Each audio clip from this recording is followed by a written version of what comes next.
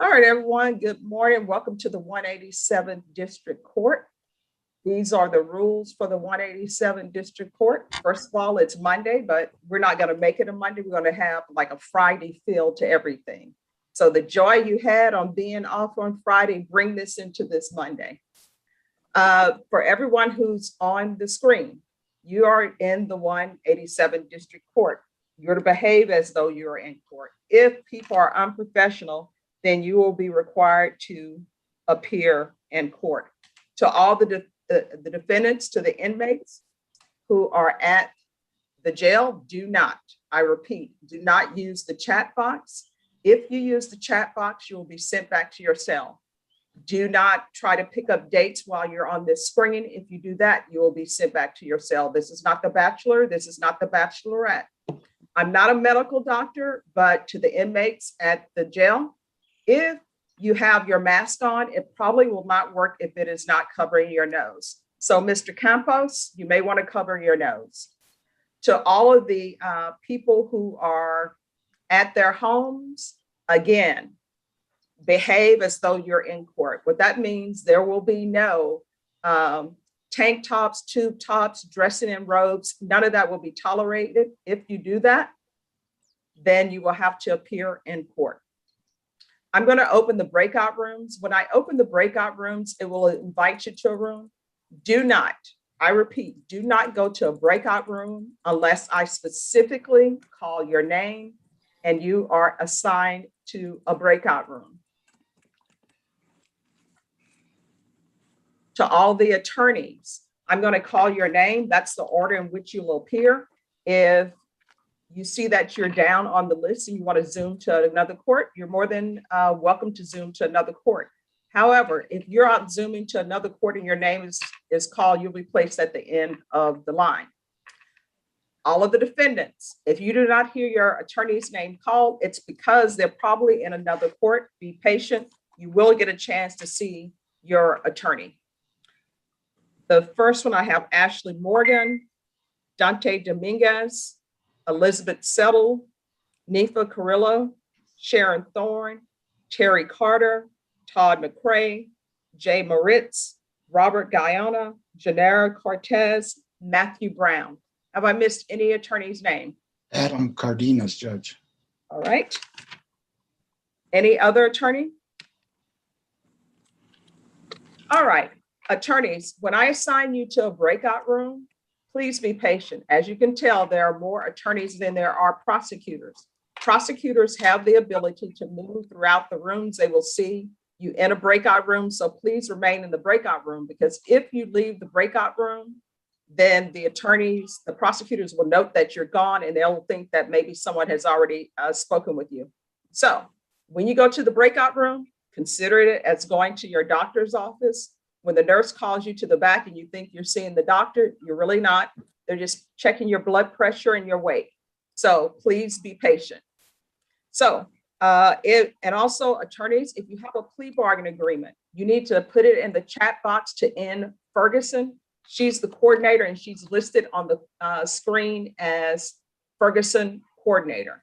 No matter how small the agreement, you need to send it to her. If your client is on bond and there's an agreement, she will need your client's email address, and so will the state. Please do not text Norma or chat with Norma or call Norma or email Norma asking her for a continuance, because I'm the only one who can give you a continuance. All right, Ashley Morgan, you're up. Ashley Morgan. Good morning, Judge. My client is on. He's having a hard time connecting to the audio. His name is Manuel. What is your client's name? Manuel Leos. Manuel Leos. And is it criminal trial division or family violence? Criminal trial division. All right, I'll place you in breakout room number 1. A prosecutor will meet you there. Thank you. You're welcome. Dante Dominguez. Good morning, Your Honor. I'm here for Mr. Max Rosales, who is in custody. I had been working with Mr. Spears on pounding this one out. Max Rosales? Yes, ma'am. And you're working with Steven Spear? Marcus. Okay. All right, I'll send you to breakout room number 2. Thank you, ma'am. Elizabeth Settle. Good morning, Judge. I have Joe Blakey for an MTR, and I've been working with Mr. Garcia. Garcia, there's no Garcia here. Is it criminal trial division or family violence? Joe Ray. Judge. Oh, Joe Ray Garcia. Okay, Sorry. no problem. I'll see you to breakout room number 3. Thank you. You're welcome. Nifa Carrillo. Good morning, Your Honor. Good morning. Who do you have? I have Oscar Campos, and I think I spoke to Miss Metzold. It's family violence. All right, I'll see you to breakout room number 4. A prosecutor will meet you there. Thank you so much. You're welcome.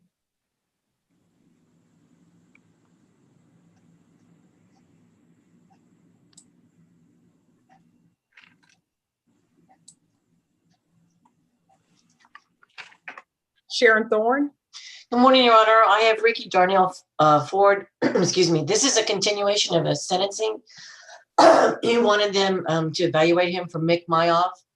I guess I need to confer with the prosecutor, the probation officer, to see if there's a report. All right, I'm going to send you to breakout room number 5. Okay.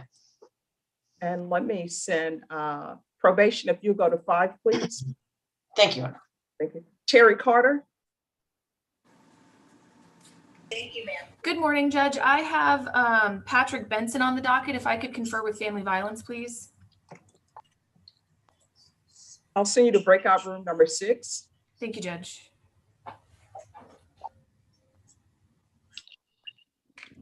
Todd McCray. Good morning, Your Honor. It's a CTD case. It's a motion to enter adjudication. Edwin Lopez. He's in Edwin custody. Lopez. Yes, he's in custody. All right, I'll send you to breakout room number 7. Thank you. Jay Moritz. Good morning, Your Honor. Good morning. Clayton Marr, and he's in custody and he's online. And is it CTD or family violence? CTD, I think. I recognize that name. All right, he may be frozen. Jay, I'm going to send you to CTD. breakout. Jay, I'm going to send you to breakout room number 8. Thank you, Judge. You're welcome. Robert Guyana. Morning, Judge. Good morning. Judge, I got Daryl Serta. I haven't spoken to anybody yet. I'm not sure why the case was moved up, but it does say PR bond hearing or something to that effect. Oh, that's probably because your client has requested a PR bond. And that is criminal trial division. I'll send you to breakout room number 9. Thank you. Genaro Cortez. Good morning, Judge Boyd. Here for Alex Corona. Okay, just 1 second. I'm trying to find you on the screen. Usually when you speak, the boxes will illuminate. I'm right here. Ah, there you are. Okay. Who do you have? I have Alex Corona. He was set for court on February 3rd. He was an FTA. The court remanded him without bond. So I was hoping I can speak to the client in a breakout room and also talk to the court about setting a bond. All right, is it criminal trial division or family violence? I spoke with Jordan Brown. It's a burglary building. All right, I'm going to send you to a breakout room to speak with the state first. I already spoke with him. We already confirmed. All right, well, I'll send you to breakout room number 10. Okay. And Mr. Corona, I'm going to send you to breakout room number 10. Matthew Brown. Good morning, Your Honor. I'm here on Sarah Ramirez. I just need to confer, please. It's criminal trial division. Yes, it is. All right, I'm going to send you to breakout room number 11. Thank you. You're welcome.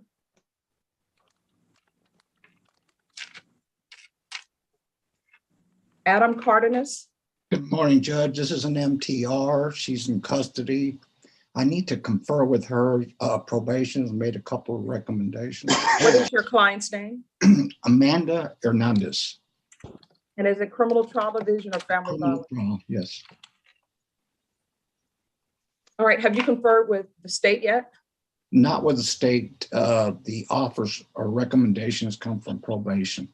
No, I allow you to confer with the state and see if you all can come to an agreement. I'll All right. send you to breakout room number 12 and a prosecutor will meet you there. Thank you. Mac Bazo? Yes, Judge, I'm here. Yes, who do you have? Miss Rome. I think Miss Rome is here Christy Rome is here I think it's a restitution matter.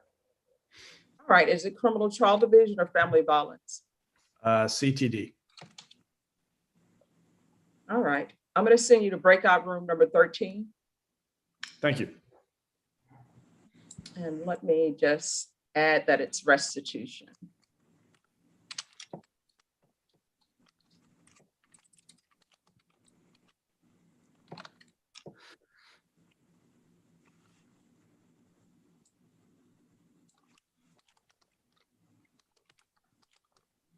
All right, are there any other attorneys whose name has not been called?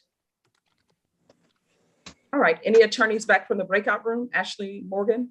I'm back, Your Honor. I have an agreement and I'm sending Norma a message right now. All right, thank you. May I go, after I send this message, may I go to breakout room for my client?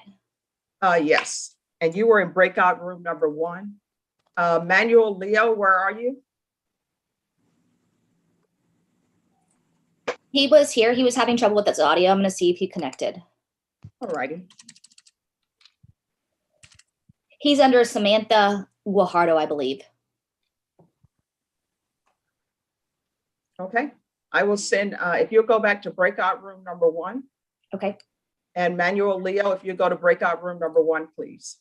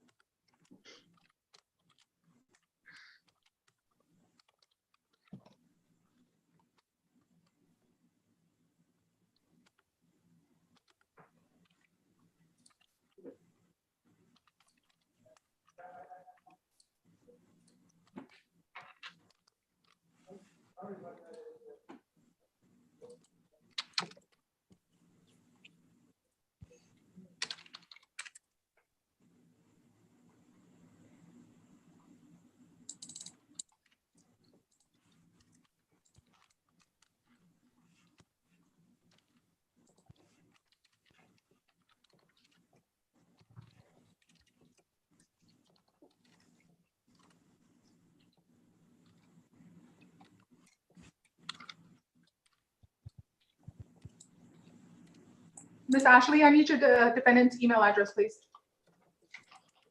I'm sending it right now. Thank you.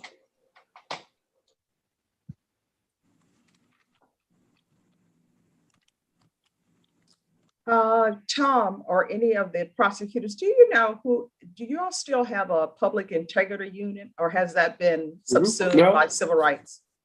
No, totally different. All right, who's the person with that unit? I would say Matt Howard or Caitlin McCamish. Okay. Do you want me to email you their email addresses? Yes, please. Okay. Thank you. And Judge, when you get a moment, can you send Oscar Campos into breakout room number 4 with his attorney? All right, Mr. Campos, if you'll go to breakout room number 4, please.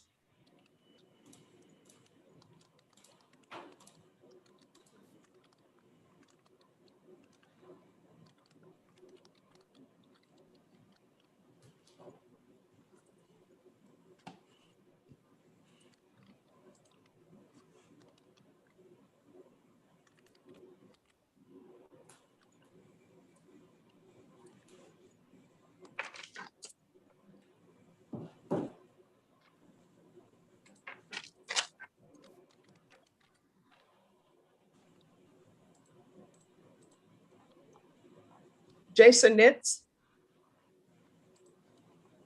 Yes, Your Honor. Yes, who do you have? I have, one second. Ms. Meager. Let's see. First Is it name criminal Steph- trial division or family violence? Criminal Trial Division. All right, I'm gonna send you to breakout room number 14. A prosecutor will meet you there. Thank you. And everyone, just give me a moment, please.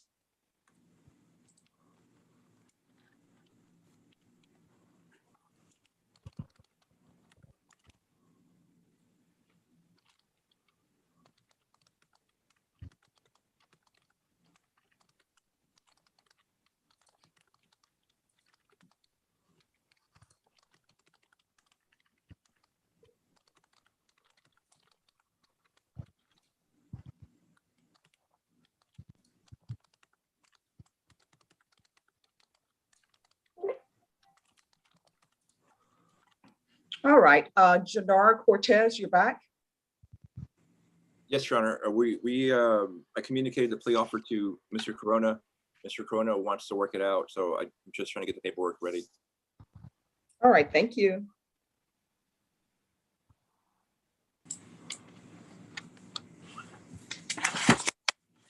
Jay Moritz, you're back. Yes, Your Honor. Could I go to a breakout room with Mr. Marr, my client, Clayton Marr? He was at the jail. Okay, just give me one moment.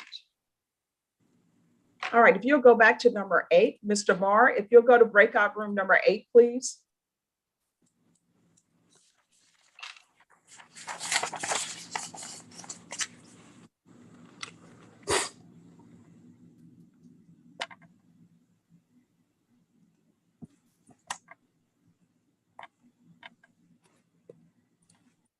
Thank you, Tom. I have it. Okay.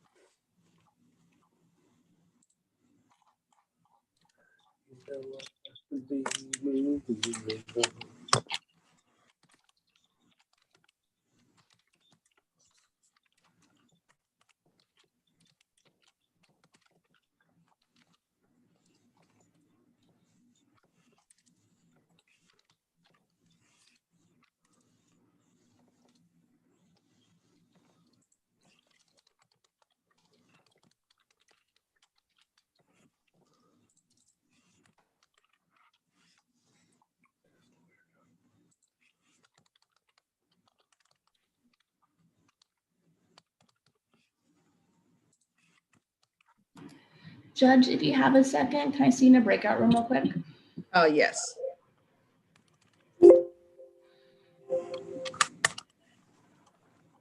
Do you want to see me with the defense attorney? No, ma'am. All right, if you'll go to breakout room number 6, I'll meet you in breakout room number 6. I'm going there right now. Thank you, Judge. You're welcome.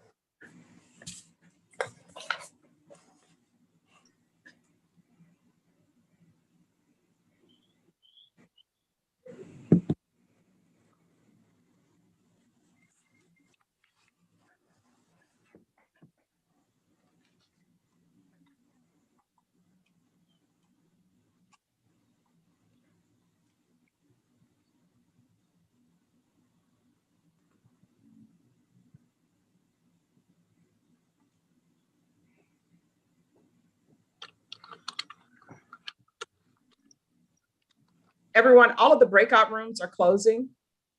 If you have conducted everything that you've conducted, then stay here. I'm going to open up the breakout rooms again. I don't know why they closed, but something's happening with the system. So I'm going to open all the rooms back. It will send you back or invite you back to your previous room, but don't go to that previous room if you've already completed whatever you needed to complete. All right. Sharon Thorne, you're back.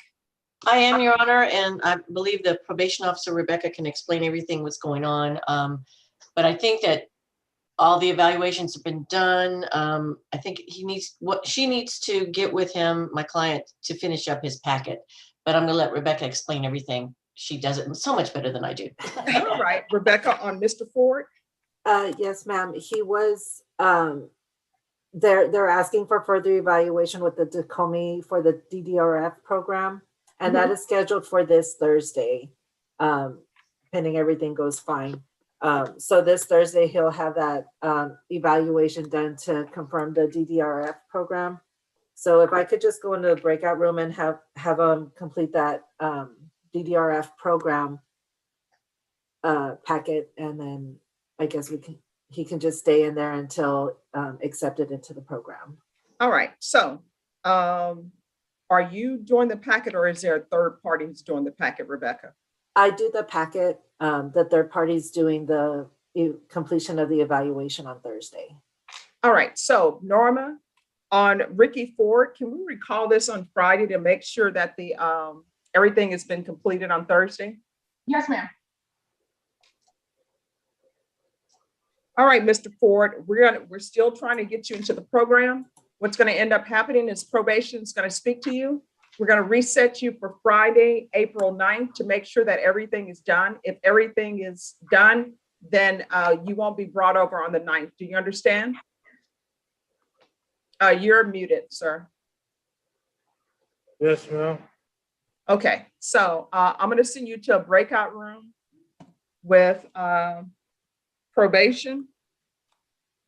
And I'm going to send you to breakout room number 5. And Rebecca, after you've finished speaking to him, and Sharon, after you've finished speaking to him, if you could just have him come back to the main room so he can be excused. Thank you, Your Honor, because yes, I need to log into it. So we're gonna Oh, no, you're excused. You can go there. Okay. All right. Thank you. Thank you, Your Honor. You're welcome. Have a good day. All right, you too. Everyone, just give me a moment.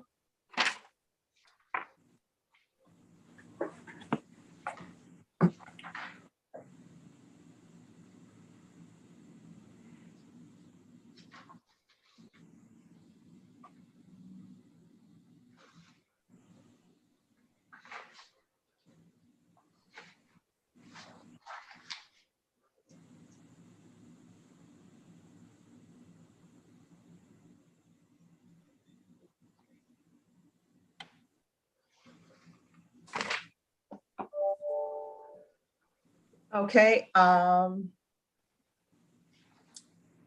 is there any, Jay Moritz, are you ready? Your Honor, my client doesn't want to take an offer, still wants a PR bond. Okay, And if he can't get either, he wants a new attorney. all righty. Just give me a moment. Clayton Marr is his name, Judge.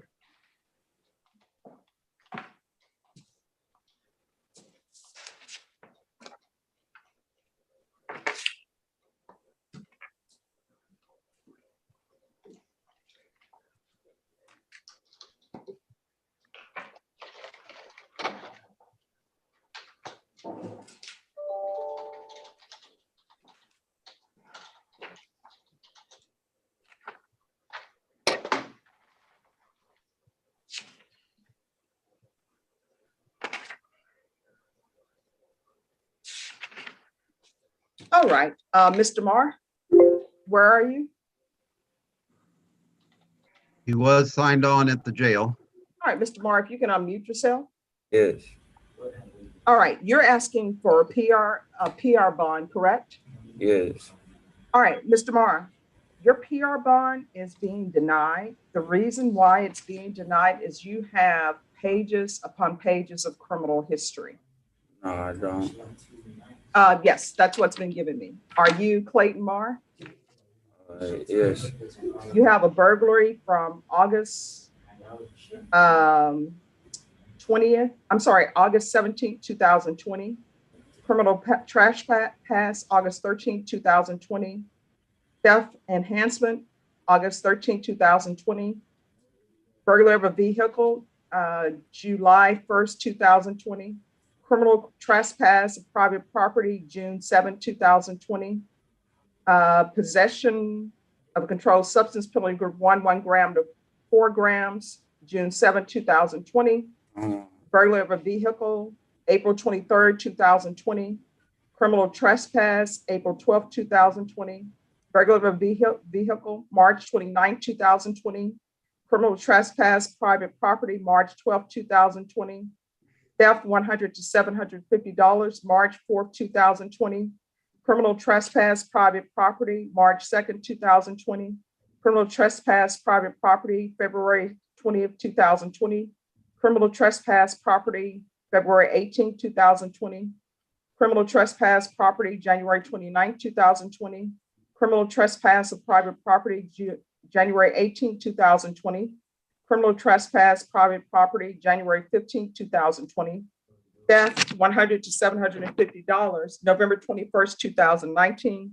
Criminal trespass, private property, November 7th, 2019. Criminal trespass, private property, October 25th, 2019.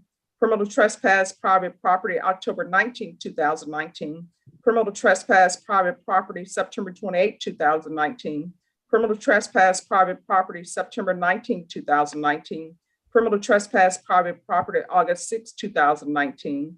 Possession of marijuana, June 28, 2019. Criminal trespass, private property, June 28, 2019. Criminal trespass, private property, March 31st, 2019. Criminal trespass, private property, November 30th, 2018. Possession, penalty group 1, less than 1 gram, September 27, 2018. Assault, bodily injury, family, March 1st, 2018. Criminal trespass, habitation or shelter, March 6, 2017. And then there's juvenile history. So the court is going to deny your application for a PR bond. Now, my understanding is that you're requesting another attorney. Is that correct? Yes, All right. Is this attorney appointed? Yes, Your Honor. All right. Are you going to hire an attorney, Mr. Moore? no, Then the court is not giving you another attorney. I don't know how to say this, but I mean this in a nice way and not trying to be disrespectful. But here's the thing. I don't know what is happening with the world, why it's so upside down. But have you ever heard of beggars can't be choosers? no, you're wrong. So you have an attorney. who's been appointed to represent you. I know that you're probably upset with your attorney because you're in jail and because I didn't grant your PR bond. So there you go. Norma, 16A can go back. Thank you. Thank you, Clay. Thank you, Jay. Have a great, happy Monday. Another day in paradise, Judge. Take care. Yeah. Judge, All I'm right, done with bye-bye. Mr. Ford. I'm sorry, yes? I'm done with Mr. Ford. All right. Let me see what number he was. Norma, can you let them know L11 can go back? Yes, ma'am.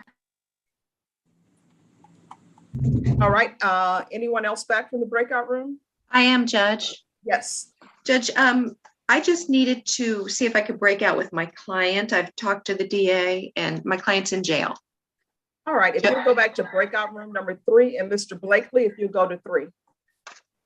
Ashley Morgan's ready as well, Your Honor. Yes. We have an agreement on the motion to revoke on Mr. Leos. All right. Has the paperwork been completed? Yes, ma'am. All right. I don't have any paperwork in my system. So is your client pleading true to something? He's going to be continued, Judge. Yes. Is he pleading true to anything? Yes, we can plead true. All right, then I need paperwork. I need a consent to appear by video. We have that. We signed that, so it should be coming back to you shortly. Okay.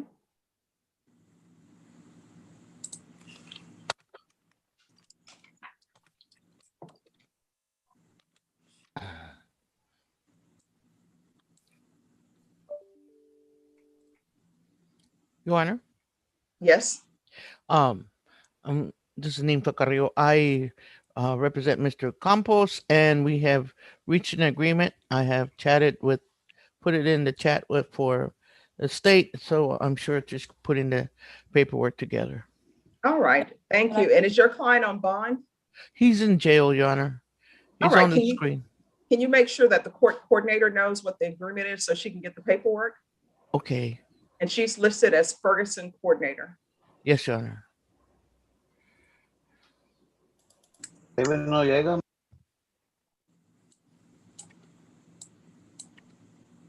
All right. Anyone else back from the breakout room? Dante Dominguez back from the breakout room. Yes. Mr. Sanders. We have kind of a tentative deal in place. There's one thing he wants to check with the complainants before he agrees to it. Right. What prosecutor were you working with? Mr. Marcus Sanders. I believe that was Mr. Steve Spear. I already apologized to him for that. That's still a good joke though, Tom. All right. And so your client is Maximiliano, right? Yes, ma'am. Okay. So when would you like this call back?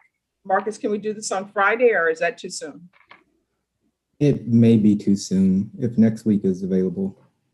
All right, Norma, can you call Maximiliano Rosales next week for a plea? Yes, ma'am. I can do it on Monday. All right, is that enough time, Marcus? Yes, Judge. Thank you. All right, so what we'll do is we will come back on April 12th for a plea. Got it, Your Honor. All right, and let me see where your client is. Norma, can you let them know that 13C can go back? Yes, ma'am.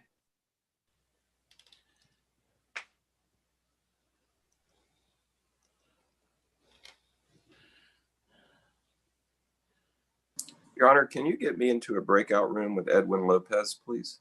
All right, just give me one moment.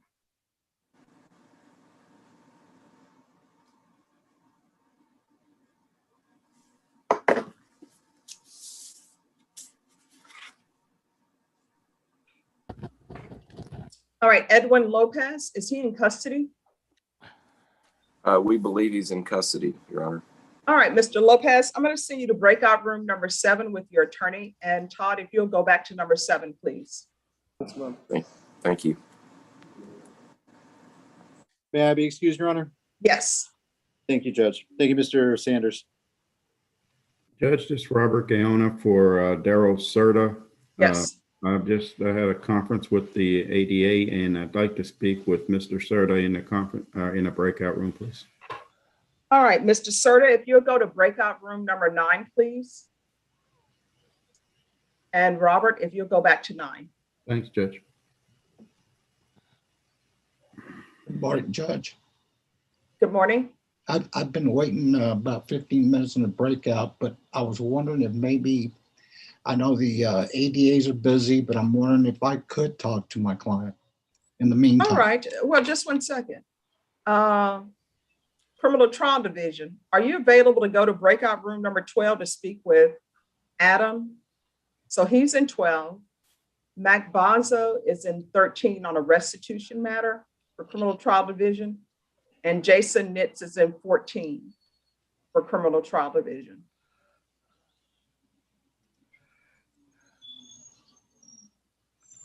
So Adam, if you go back to 12, a prosecutor will join you right away, and then I'll send your client in. Thank you, Judge. You're welcome.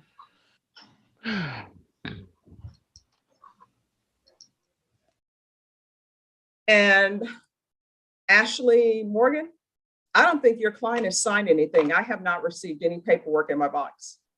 Let me go back to the breakout room, make sure he signed it. Thank you. Mr. Leos, will you go back to the breakout room, please?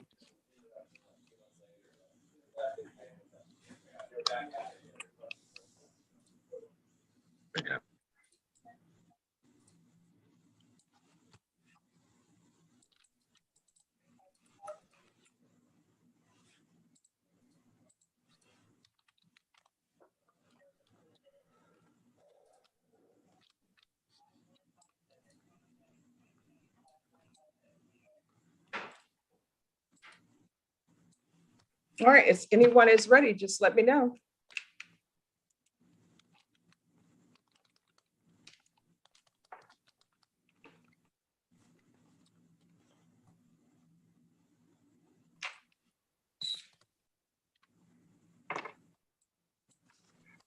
And someone came in on Patrick's iPhone. Is that Pat Hancock?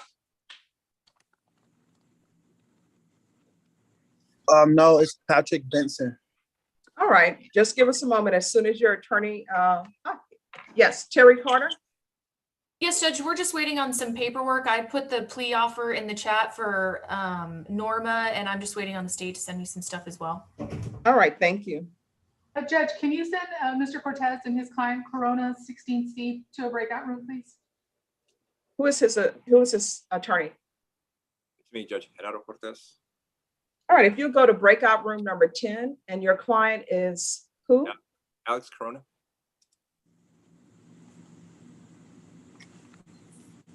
All right, Mr. Corona, if you'll go to breakout room number 10, please.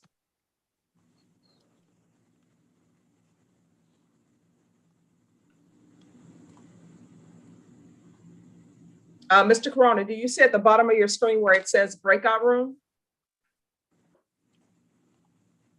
Hit that, and then it should show where you can go to breakout room number 10.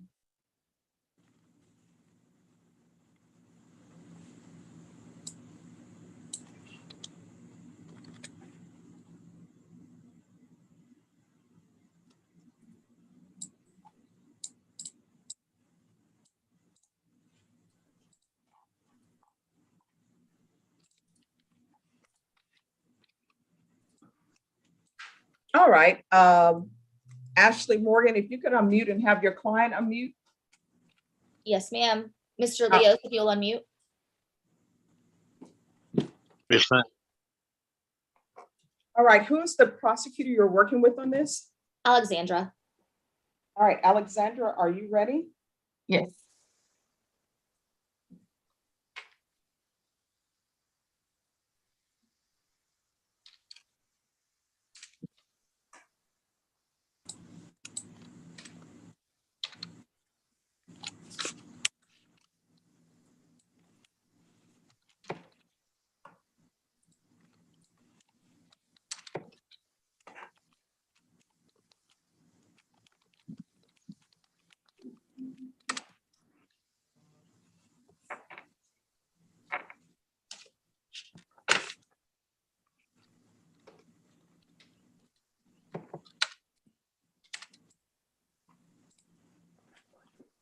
All right, the court is calling 2017.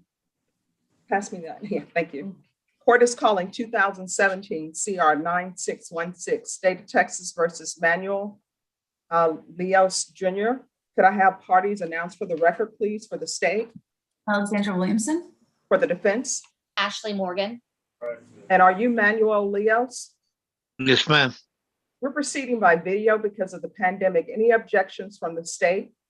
No, Your Honor. Any objections from the defense? No objection, Your Honor. Mr. Leos, I'm showing you a document entitled Defendant's Consent to Appear by Video Conference. Did you review that document with your attorney? Did you understand it and did you electronically sign it? Yes, ma'am. Court will find that the defendant has knowingly and voluntarily consented to appear by video. Next, I'm going to show you a document entitled Motion to Revoke Community Supervision. Did you review that document with your attorney and did you understand it? Yes, ma'am. Are you the same Manuel Leos Jr. who was placed on community supervision in 2017 CR 9616 for the offense of driving while intoxicated third or more on January 19, 2018 for a term of 4 years? Is that you? Yes, ma'am. All right, state. The defendant violated condition number 5. In Bexar County, Texas, the defendant, Manuel Leos Jr., did then and there fail to report to the supervision officer as directed for the months of June, August, and September 2020 in violation of condition number 5. How do you plead to that, true or not true? True. The state will waive all remaining allegations. Any objections to the state's waivers? No objection, Your Honor. Mr. Leos, did you understand by pleading true to violation of condition number 5, the court could find it's true, grant the motion, sentence you up to 5 years in prison and up to a $1,500 fine? Did you understand? Yes, ma'am. Knowing that, do you still wish to plead true to violation of condition number 5? Yes. Court will find violation of condition number 5 true. Is there an agreement? Here is, Your Honor, we're asking for you to deny the state's motion, alter and amend the conditions to include weekly reporting for 60 days, intensive outpatient treatment, in-home compliance within 10 days, and register for the DWI classes within 30 days. Is that the agreement? It is, Your Honor. Mr. Leos, you want to explain to me why you haven't been doing what you needed to do to be successful on probation? Well, the main deal was a lack of phone. I'm in a power chair and I ran over it and I didn't have no communication. Didn't have no money to get one. And I just lost track.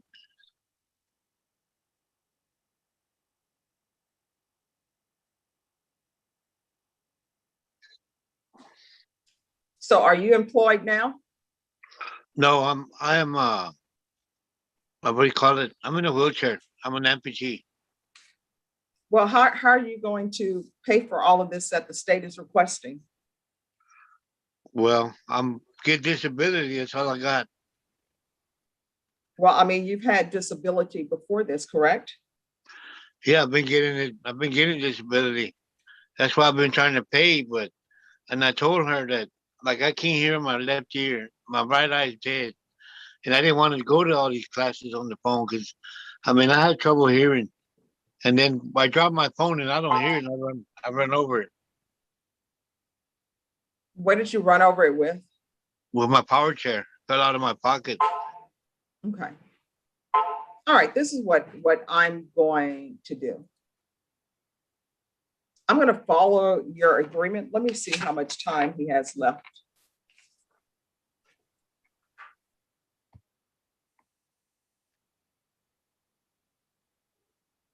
Oh, he's about to expire. All right, I'll follow your agreement, deny the motion, alternate amend, conditions to include weekly reporting for 60 days. That weekly reporting for 60 days, you can either do it by Zoom or you can do it in person. That's completely up to you. Intensive outpatient treatment with probation and home compliance within 10 days. And you're to register for the DWI classes within 30 days. Do you understand? Yes, ma'am. All right, is there anything else that you need to be successful on this probation? No, ma'am. All right, so Mr. Leos, here's the thing. I can understand finances as it relates to some of the classes, but what I don't understand is not reporting. So don't come back here again for not reporting. Do you understand? Yes, ma'am. All right, if there is nothing else, we'll close the record. I'm going to send you to a breakout room. Probation will go over conditions with you. After probation goes over conditions, you're excused. If you go back to breakout room number 1, please.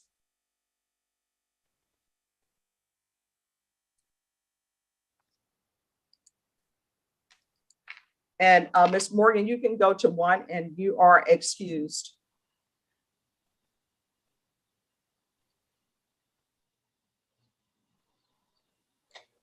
Judge, I send you a chat. All right, let me see.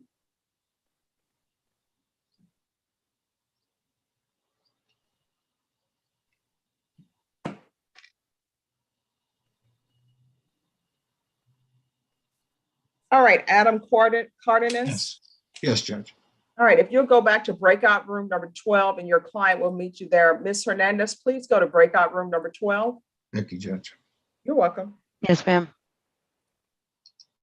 And let me check to see if I received any emails. Just one moment.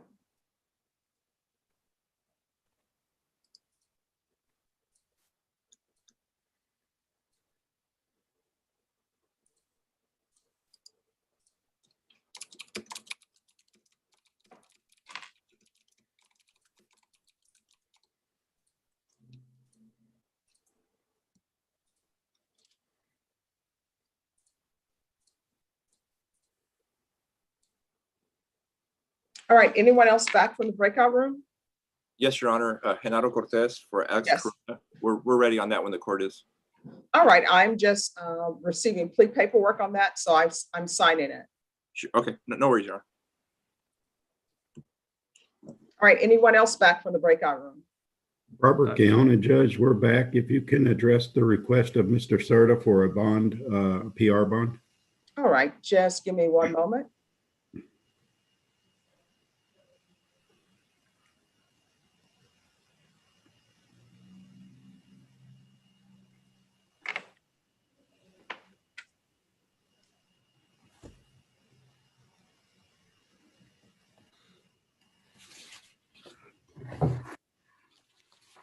Michael Sawyer.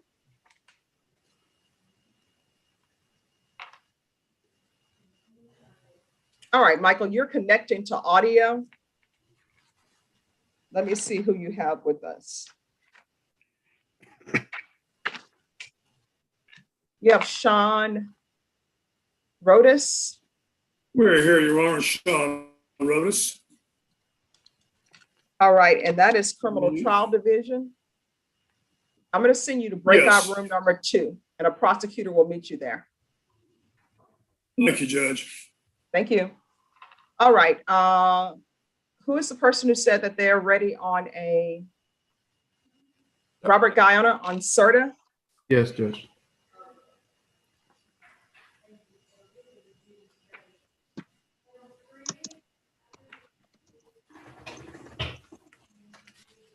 All right. do you want to have the PR bond heard? We would like to have it heard, Judge. All right, Mr. Serta has an extensive criminal history. Is there a prosecutor available? Yes, Your Honor. Robert and I discussed this. All right. State, are you in agreement or no? No, Your Honor, he has a prior assault family. Just one moment. Mr. Guyana, does your client have a prior assault family? He does, Judge. All right, then under the governor's directive, he is not eligible for a PR bond.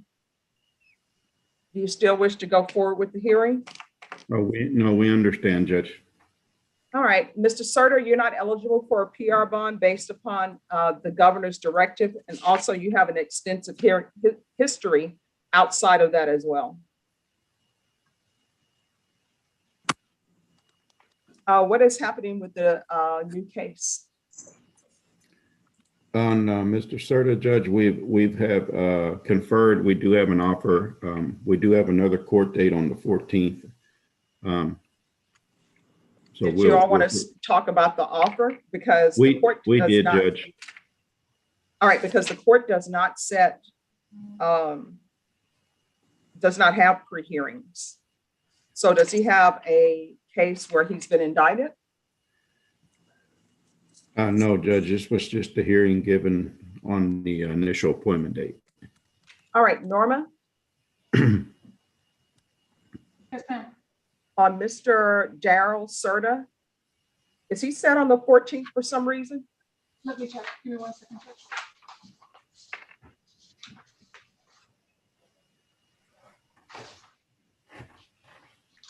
Judge. No, in the room. Take your hands out of your shirt, go in the room, sit on our chair. It's a nightmare, Judge. Yes. So this will not be back on the 14th because we don't have pre-hearing settings. Okay, then he and I will give us. Can you give us another setting, Judge, or allow us to come back when I discuss it with him in detail? All right, Norma, can you recall this for Friday? Yes, ma'am. All right, we'll see you back on the April 9th.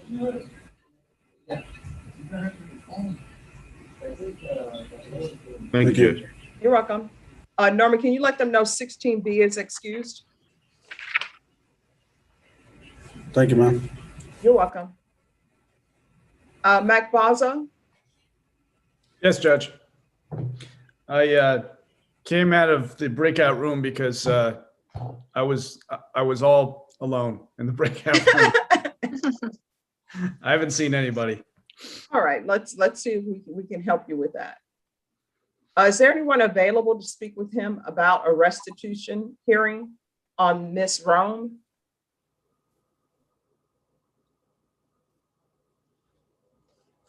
On Christy Rome?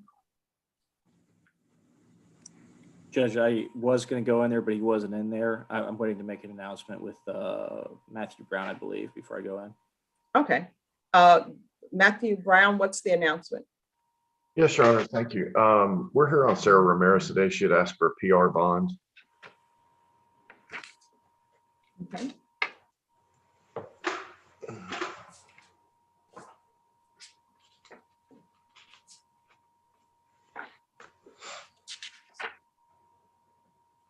All right, and is there an agreement? Yes, Judge, we are in agreement to the request for a PR bond. She does appear to be eligible. She's got an MTR pending. It's an MTR that she's here for. There's a new offense as well, but that's a misdemeanor. We're not going to be able to resolve that today, but we are in agreement to the PR bond. I'm not sure actually her status on the misdemeanor, whether she's on bond on that one or not. Let me check. Yeah, she's not on bond on that, so he'll have to handle that with the misdemeanor court to get her out of custody, but we're in agreement on the felony. And I'm assuming she's remanded without bond because a motion to revoke was entered. Is that correct? That is why, as far as the bond, yes, does appear to be remanded without bond due to the new offense. Okay. All right. I'll grant the motion for PR bond. Just one moment, and I'll waive the fees.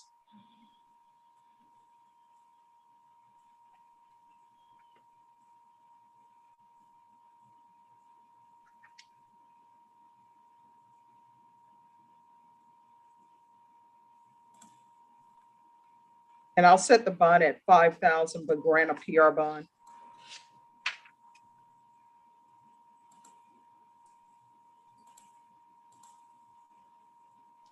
Norma, can you set, is this going to be a contested hearing? Judge, I don't know. The new offense is less concerning than the restitution owed, so that is my primary concern. I think defense said he believes that there's a co-defendant that may be responsible for this, that he's working on misdemeanor court with. So my intention is probably not to revoke her, so I suspect we can probably come to some sort of arrangement without a contested, but I don't know for sure. Okay. Norma, when can we reset this? Judge, I can bring it back on the 26th. You said 26? Yeah, I think that's a Monday. Give me 1 second. Yes, the 26th. All right, Ms. Ramirez. If you are still in custody, then we will bring you back on April 26th. If you are not in custody, you are to appear either in person on April 26th or either by Zoom. Do you understand? I need you to unmute yourself. Yes, ma'am, I do. All right. If you do not appear on that day, then a warrant may be issued. Do you understand? Yes, ma'am, I do. All right. And the minute you are released, you need to contact probation. Do you understand? Yes, ma'am. Yes, ma'am. The same officer, Rudy Marquez? Yes. Okay. Yes, ma'am. All right, Norma, L18 can go back, and Mr. Brown, you are excused. Thank you. Thank you. You're welcome.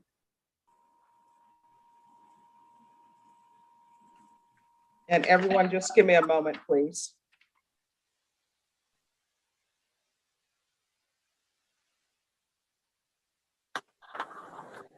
Judge, can you put me back in with Jordan, please? With who? With Jordan. All right, if you go back to breakout room number 7, just give Jordan a moment because he needs to confer with Mac Baza. So Mac Baza, if you go back to 13.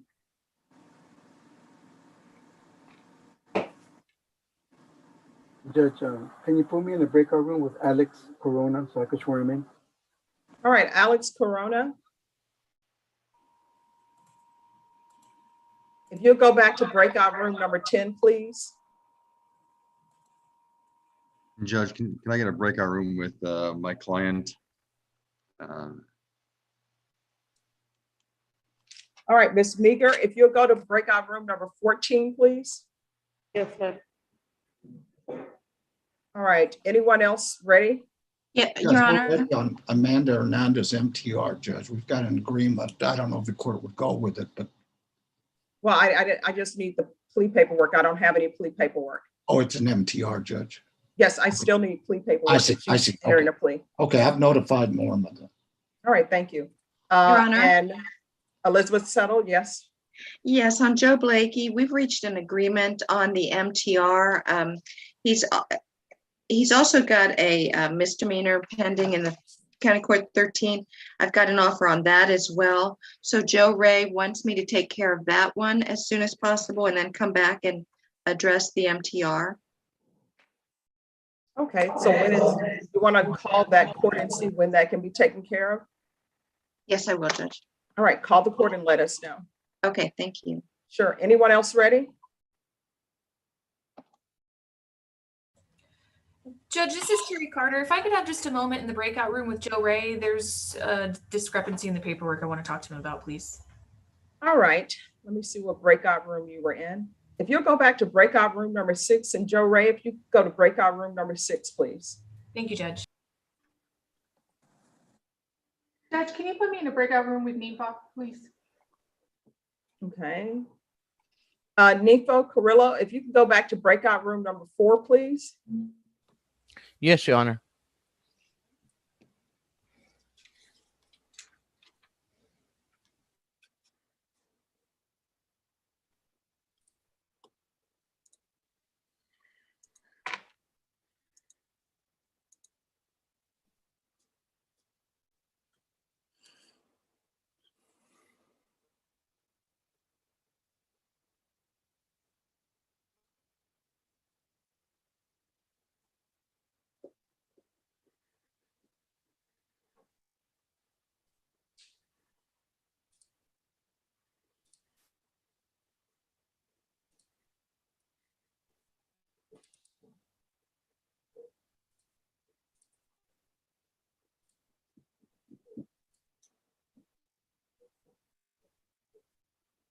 All right, and Albert Lardo, Abel Lardo, could you unmute for me, please?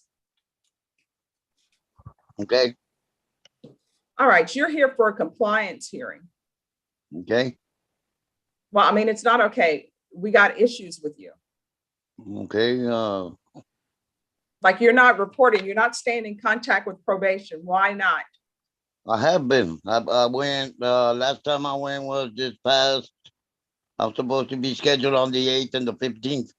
Yes, I went but and go, they're supposed to be doing field visits. I'm, I've been seeing them when I'm supposed to, Judge.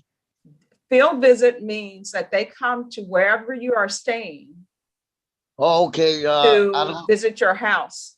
I don't got no place right now, Miss Judge, because I'm under housing and I got a hearing coming up on May 4th. All right, when is your hearing is May 4th? Yes, ma'am. All right, why do you need housing? Well, I've been under housing for the past 15 years or whatever. And right now, I was looking for a place to stay and they got to reinstate me. And No, but I mean, I'm trying to figure out, why are you on housing? why do I don't have a house? Why are you on housing with the government? Why am I'm disabled? All right, what's your disability? Chronic arthritis. So you don't have employment either? No. So your hearing is with them is May 4th. When do you expect there to be a update on whether or not you'll have housing? That same day, they will tell me if I'm reinstated or not. And the address that I got is my daughter's, but she's under housing herself. And if I'm using her address as just a mailing address, and what I'm doing, I'm just staying from friend to friends or whenever I can stay at. Norma, can you recall Mr. Nambrana after May 4th? The week of May 10th? If you want, I can send a document, a paperwork to my probation so they can see the paperwork that they send me. Yes, you'll need to do that as well, okay? Okay. But I'm going to give you a reset date. I can do it May 10th, Judge. All right, we're going to come back on May 10th to get an update on your housing situation, because part of your probation is that there are field visits. Do you understand? Yes, ma'am. Rebecca, on Mr. Nambrano, do you need anything else? Let me just go to the breakout room and make sure we have a correct phone number and everything else. All right, Mr. Nambrano, I'm going to send you to a breakout room. And Rebecca, if you could remain here for a moment, please. Yes, ma'am. Ms. Nambrano, I'm going to send you to breakout room number 1. Okay. All right, Libertad Lopez, where are you? Right here, ma'am. All right, so there are some issues. Yes, ma'am. Why are you not able to get the drug patch? And why are you not returning everything on time? As usually it's money wise, not getting the money when I need to. Where are you working? I haven't found a job. I'm doing my odd jobs to be able to, and then plasma to be able to pay for what I have been. Have you put in job applications? I've sent my probation officer proof of me looking for a job, and then even getting virtual interviews and doing assessment tests. I've been sending him records of that. All right. And so what are you doing today? Well, it's Monday, so because I do take care of my grandparents. I know it's not a job, it's just I live with them, and so I usually take care of them during the morning times, and then the rest of the day I'm looking for a job either online. So you're saying or it's in not person. a job, so you're not getting paid for that, are you? Well, no, because that's part of my probation as well as not my job, but I live there for free. But I'll do chores and things for them, breakfast. No, what or- I mean is you're not getting paid by the government as a home healthcare provider for looking at them, looking No, after ma'am. them. No, ma'am. All right, this is what we're gonna do. Rebecca with Miss Lopez. Yes, ma'am. She needs to provide proof to probation that she has at least turned in 5 applications a day.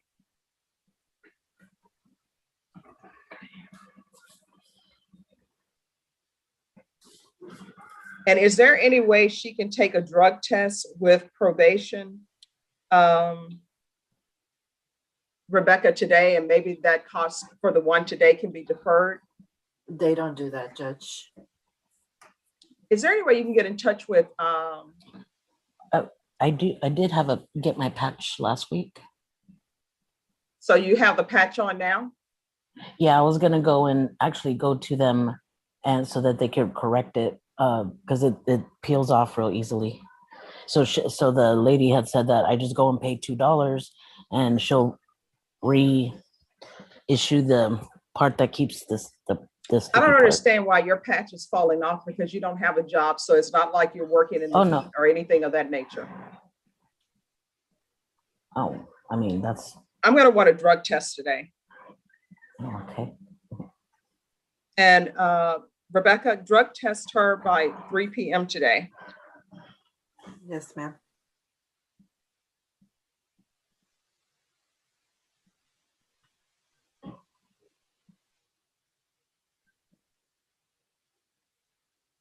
And can you call felony drug court to see maybe if they have an extra test they can do for her? Yes, I'll reach out to them. All right, I'm gonna send you to breakout room number 1. Probation will meet you there. Don't come back here anymore for your patch falling off. You understand? Yes, ma'am. All right, good luck to you. Thank you. Who is the person on Alex Corona? Oh, that's me, Your Honor. Hernandez. All right, who is the prosecutor on Mr. Corona? I think Mr. Marcus Sanders was helping me out. All right, if not, oh, there he is.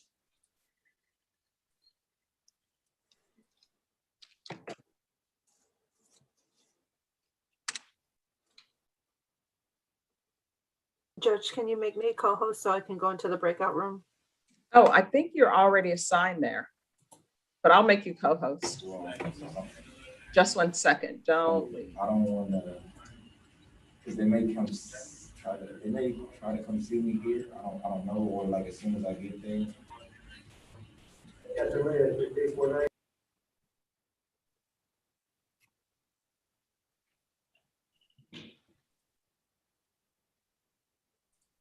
All right,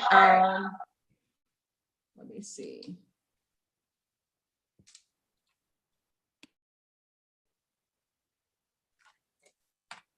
Court is calling 2020 CR 12251, State of Texas versus Alex Corona. Can I have parties announced for the record, please, for the state, Marcus Sanders. for the defense? Good morning, Genaro Cortez for Alex Corona. All right, and are you Alex Corona? Yes, I am. We're proceeding by video because of the pandemic. Any objections from the state or the defense? No objection. None, Your Honor. Mr. Corona, I'm showing you a document entitled Defendant's Consent to Appear by Video Conference. Did you review that document with your attorney? Did you understand it? And did you electronically sign it? Yes, Your Honor, I did. The court will find that the defendant has knowingly and voluntarily consented to appear by video. Next, I'm showing you what's entitled Application for Community Supervision. Did you review that document with your attorney? Did you understand it? And did you electronically sign it? Yes, Your Honor. Court will find that I'm sorry, just one moment. Something happened to the transcript. Brenda, can you type testing? You see it? All right, yes, it's back. Counsel, I'm showing you what's entitled discovery acknowledgement. Have you received all the discovery in this case, and did you review that discovery with your client? I did, Your Honor, and I did. Court will find that the state is in compliance with discovery. Mr. Corona, I'm showing you a document entitled True Bill of Indictment. Did you review that document with your attorney, and did you understand it? Yes, Your Honor. Counsel, do you waive the reading of the indictment? Yes, Your Honor. State, are you proceeding on the indictment as presented? No, Judge, we are waiving paragraph B of count 1 and waiving count 2 and the enhanced paragraph that's part of it. Any objections? None, Your Honor.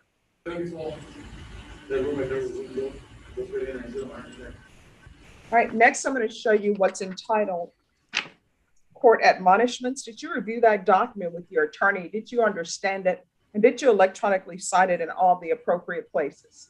Yes, Your Honor. Did you understand what you're charged with? And count 1, paragraph A is burglary of a building with intent to commit theft. That's a state jail felony. The range of punishment is anywhere from 180 days up to 2 years in the state jail facility and up to a $10,000 fine. Did you understand? Yes, Your Honor. If you have a plea bargain agreement with the state, the court does not have to follow your plea bargain agreement. If for any reason the court does not follow your plea bargain agreement and gives you more than you bargained for, the fact that you entered a plea will not be used against you, and you will be allowed to withdraw your plea. Did you understand? Yes, Your Honor. Did you understand you have a right to jury trial, a right for you or your attorney to cross-examine and confront any witnesses the state will call them the right to remain silent? Yes, Your Honor. Judge, I'm sorry, I just realized that the paperwork is for paragraph 2. And that's what I included in the steps. Okay. Is it paragraph B or count 2? I put paragraph 2 on the plea sheet, but it should be paragraph B.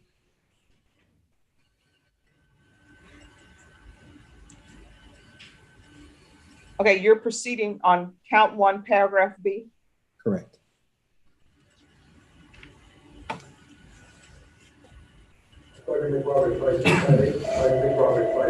All right, Mr. Corona, do you understand that the state is proceeding on count 1, paragraph B, not paragraph A? Yes, Your Honor. All right. Defense, do you have any objections to the state waiving count 1, paragraph A? No, Your Honor. All right. Mr. Corona, the same admonishments I've given you apply because it's still burglary with intent to commit theft of a building. Do you understand? Yes, Your Honor. All right. Do you understand you have a right to jury trial, a right for you or your attorney to cross-examine and confront any witnesses the state would call them the right to remain silent? Yes, Your Honor.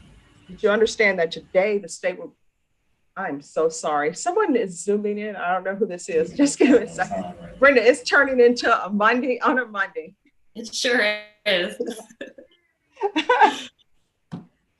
All right.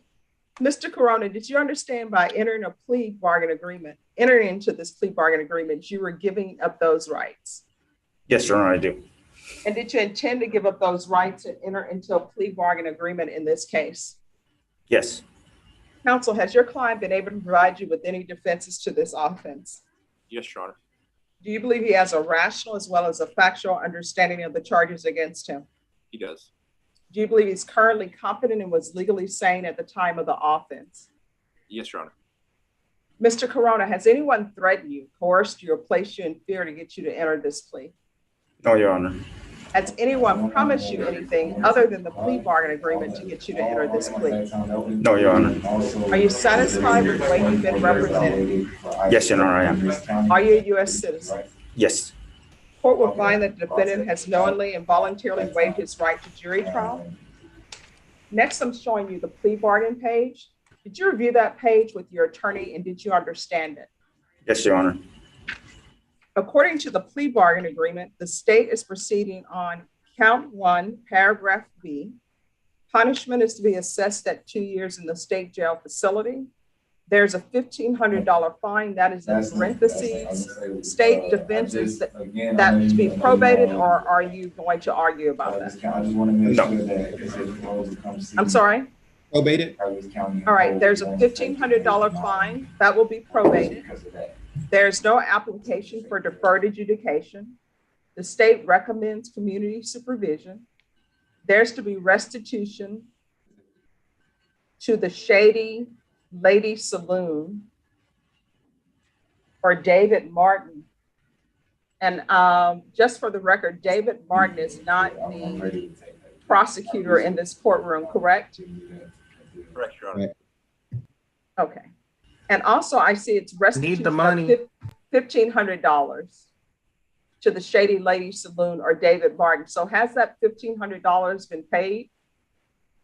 No, Your Honor. He's been in custody. So that'll be part of the. So is that the agreement that it's the amount of $1,500? Yes, Judge. All right, and also there's to be no contact with the Shady Lady Saloon or David Martin. Did you understand that to be the plea bargain agreement, Mr. Corona? Yes, Your Honor.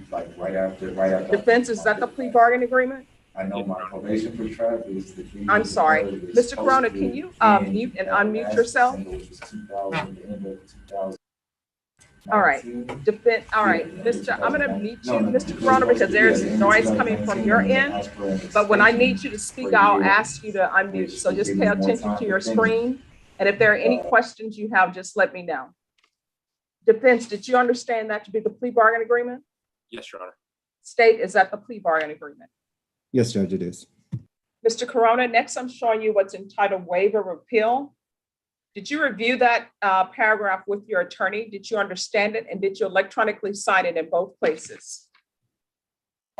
Yes, Your Honor. Did you understand by signing that you're waiving your right to appeal? The only items that can be appealed are written pretrial motions that have been filed, heard, and ruled upon by this court. Did you understand? Yes, Your Honor. Counsel, have there been any such motions? None, Your Honor. Next, I'm showing you outside the plea bargain agreement. The state is requesting that your community supervision be for a term of 4 years. There'll be a TAP evaluation, 100 hours of community service restitution, and a MILF evaluation. Did you understand those were recommendations from the state and the court does not have to follow those recommendations? Yes, Your Honor. Then to count 1, paragraph B, how do you plead? Guilty, not guilty, or no contest? Other contending. State, any evidence to support the defendant's plea? Yes, the state offers State's Exhibit 1 and its attachments. No Any objection. objections? None, Your Honor. Mr. Corona, I'm going to show you a document entitled Waiver and Consent to Stipulation of Testimony and Stipulations. Did you review that document with your attorney? Did you understand it? And did you electronically sign it in all the appropriate places? Yes, Your Honor. Again, did you understand you have a right to jury trial, a right for you or your attorney to cross-examine and confront any witnesses the state would call and the right to remain silent? Yes, Your Honor. Did you understand that today the state will be presenting evidence in the form of witnesses' statements and police reports, but most importantly, there will be no live testimony? Did you understand? Yes, Your Honor, I did. Court will find that the defendant has knowingly and voluntarily waived and consented to stipulation of testimony and stipulations. Court will accept into evidence State's Exhibits 1 and attachments, and the court will review the same.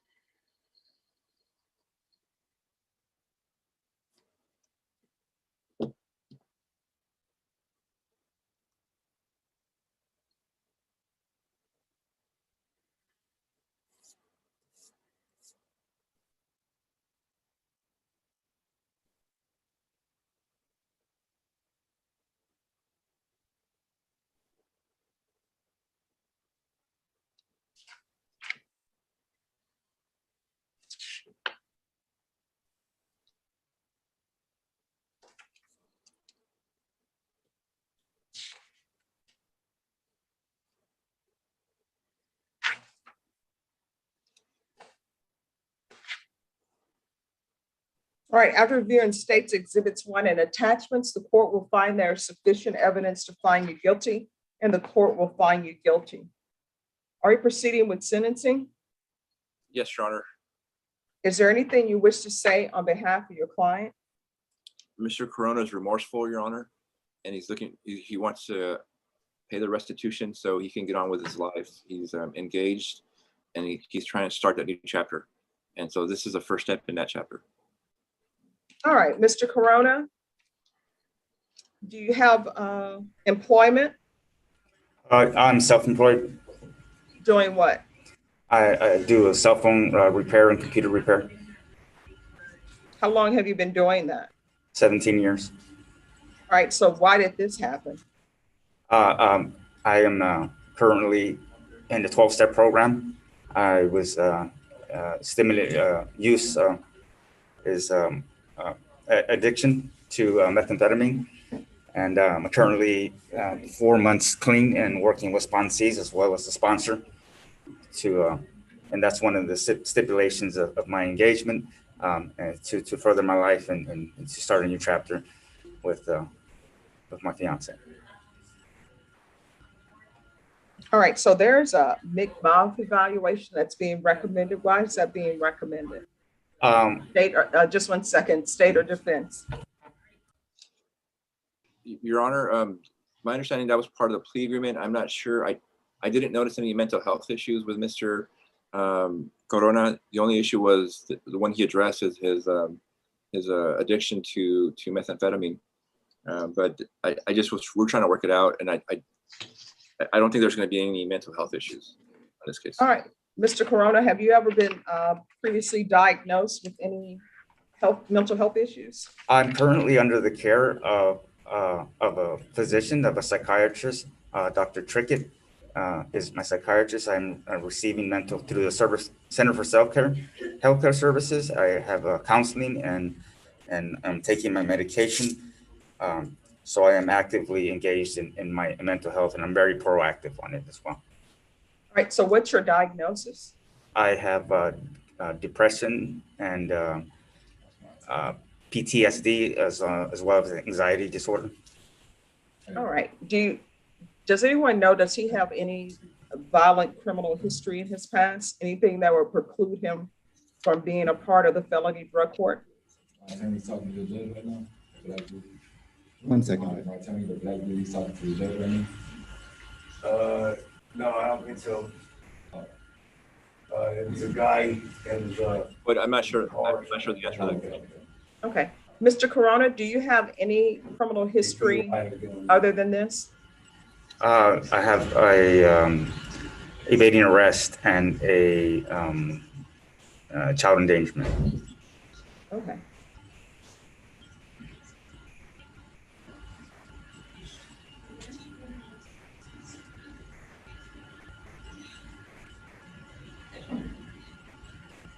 And this person that you're going to marry, do they have any children? No, Your Honor. Do you have any children? No, Your Honor. Not legally, no. They've been adopted. Okay. My children have been adopted by my parents, and they're adults. Yeah, so they're adults. All right, how old are you? I am 44. Okay. And how old are your children that were adopted? 22, 19, 18, and 17.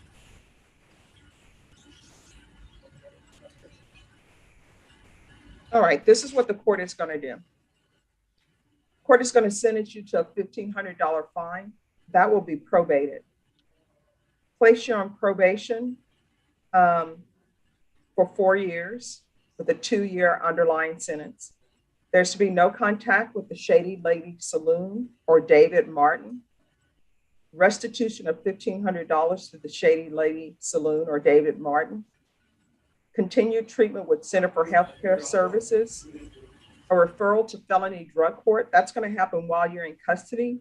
They will see you this week. Okay. If you're not accepted into felony drug court, then I'm going to send you to intensive outpatient treatment with probation. There's to be weekly Zoom reporting. And if you don't have the ability to report by Zoom, then you can report in person. Do you know if you or your fiance will have a cell phone or something that you can Zoom with? Not at the moment. All right, so we'll do a report in person. So you can report in person or either by Zoom. And the weekly reporting will just be until you are in treatment, okay? Once you're in treatment, then you can go to regular reporting. There are going to be field visits at least once per month, but it's going to be random. Your Honor, did you say outpatient or inpatient? Intensive outpatient. Outpatient, okay. Yes. There's going to be proof of employment within 30 days. There's to be no employment with vulnerable persons. What that means is you're not to have employment as a home health care provider or any employment where you're working with minors. Do you understand? Yes, Your Honor. There'll be random UAs. And there's 100 hours of community service restitution. Mr. Corona, is there anything else that you need from the court No, Your to Honor. be successful? All right, I'm going to show you what's entitled Trial Court Certification of Defendant's Rights to Appeal. Did you review that document with your attorney? Did you understand it? And did you electronically sign it? Yes, Your Honor. Because this is a plea bargain agreement, because I followed your plea bargain agreement, and because you waive your right to appeal, you do not have the court's permission to appeal. Do you understand? Yes, Your Honor. All right, Mr. Corona, what will happen if you're accepted into the felony drug court program? Felony drug court will be responsible for setting your conditions. They may set conditions that are different from the conditions that I set for you, but you will be under the jurisdiction of the judge of that court. The only time you will come back to my court if you're accepted in felony drug court is if you're asking me to come to your drug court graduation or if you are being removed from the program. You understand? Yes, Your Honor. All right, I'm going to send you to breakout room number 1. Probation will go over conditions with you. Mr. Cortez, you are excused, or you can go to breakout room number 1 with your client. Okay, thank you, Your Honor. Y'all have a good day. Thank you. Everyone, just give me a moment, please. Judge, can you check your chat, please? Stephanie Meager, unmute yourself. Yes, ma'am. What did I say about trying to date people online? I wasn't trying to communicate through the chat, no. Yeah, you're communicating with other people. Stop it. If you continue, you're going to be sent back to your cell. Do you understand? Yes, ma'am. This is not the bachelor or bachelorette. You understand? Yes, ma'am. And I understand that sometimes life takes people on different paths, but maybe you don't want to date someone who's in the same circumstances as you. Yes, ma'am. All right, everyone, just give me one moment. Mr. Corona, if you go to breakout room number 1, please.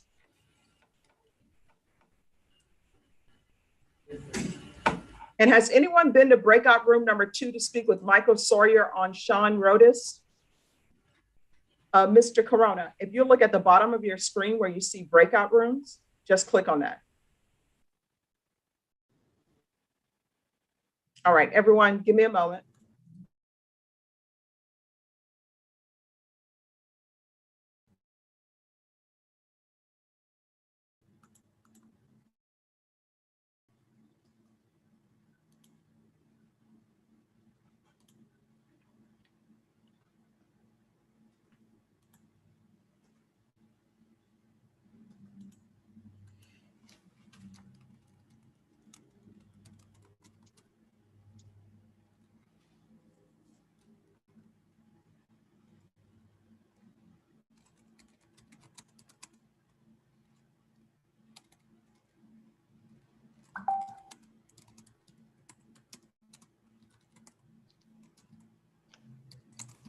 Miss Soto, I'm about to go to the restroom real quick. Okay. Thank you. I mean,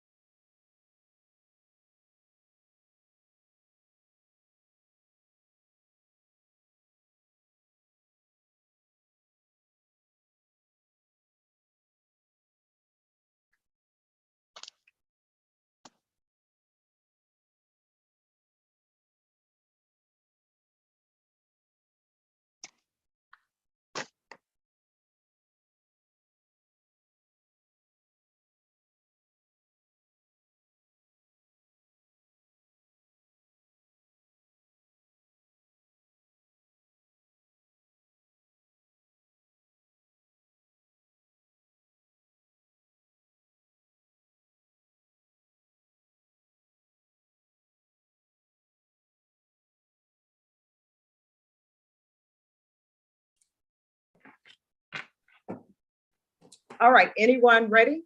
Your Honor, Yes.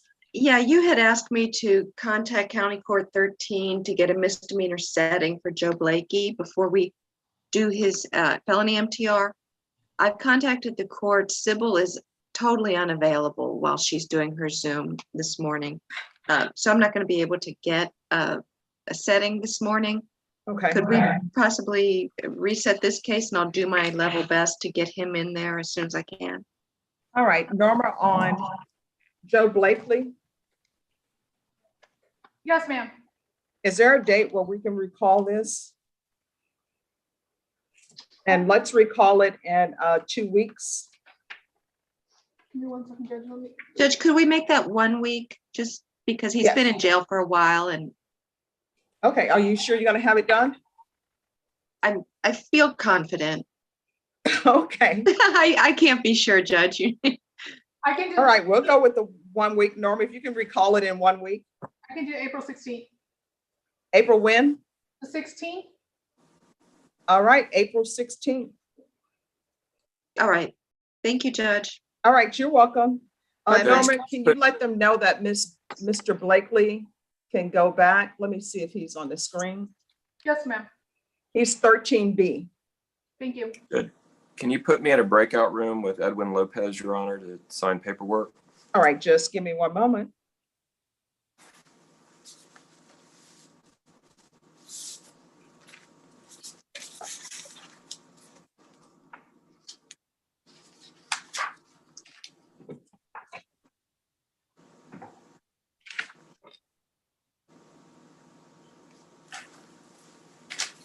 All right, Todd McCray, who did you need in the breakout room? Edwin Lopez, we've got paperwork we need to sign for All right, let me see what breakout room you were in. I had to exit since I was last here. All right, I'll send you to breakout room number 2. Thank you. And I'm trying to find your client on the screen. Mr. Lopez, please go to breakout room number 2. Yes, ma'am. All right, Michael Sawyer, you're back. I am, Your Honor.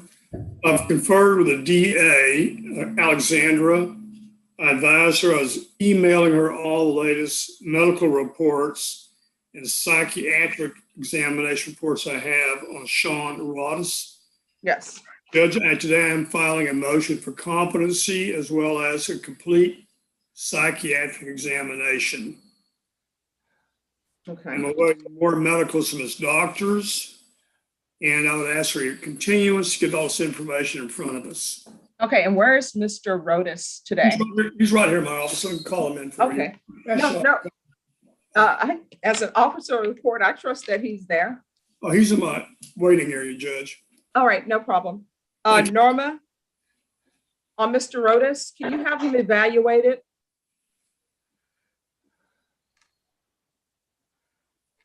Yes, ma'am.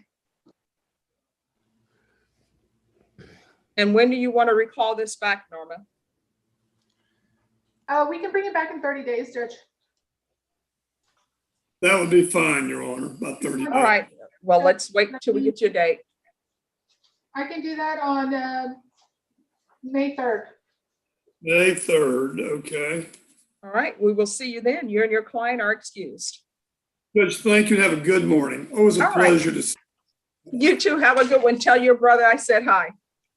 you. I knew you'd say Somebody on Amanda Hernandez on an MTR. he's a likable guy. Oh, thank you. Your Honor, Yes. can I be in a breakout room with Laura Maisel, please? All right, just 1 moment. Thank you. In the back, you should be receiving paperwork on Hernandez. Thank you, Judge.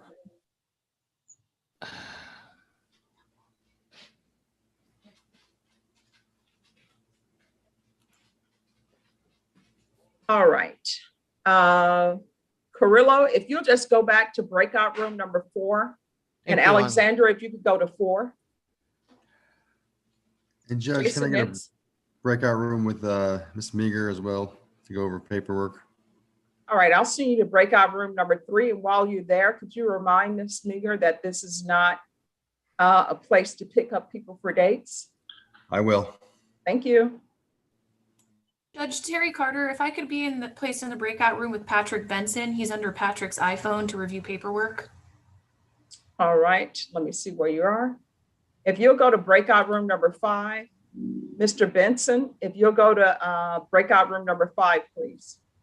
Thank you, Judge. Tom Good. McCray? You're in number Yep. 2.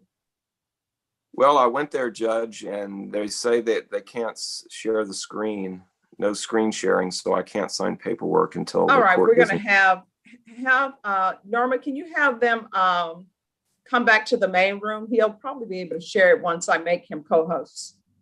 Yes, ma'am. So just give us a moment.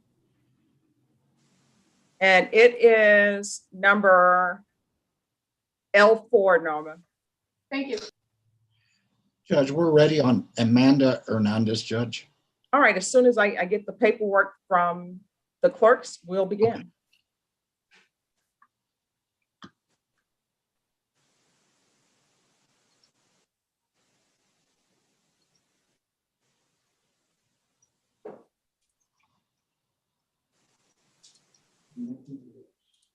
Okay.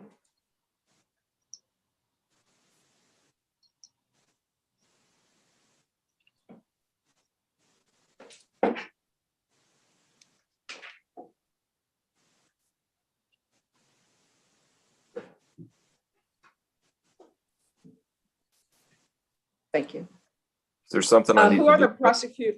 Yes, a deputy is going to have them come to the main room, and then I'll be able to reassign him so that he will be able to share his screen, and you'll be able to have a shared screen with him. All right, who are the prosecutor on Amanda Hernandez? Marcus, Judge. Okay.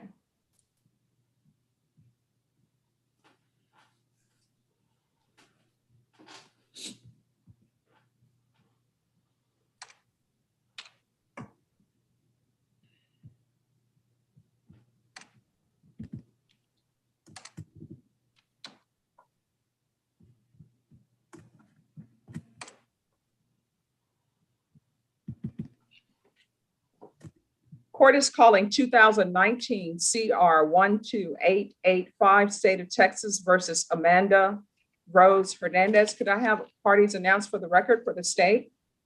Marcus Sanders. For the defense? Adam Cardenas. And are you Miss Hernandez? Yes, ma'am.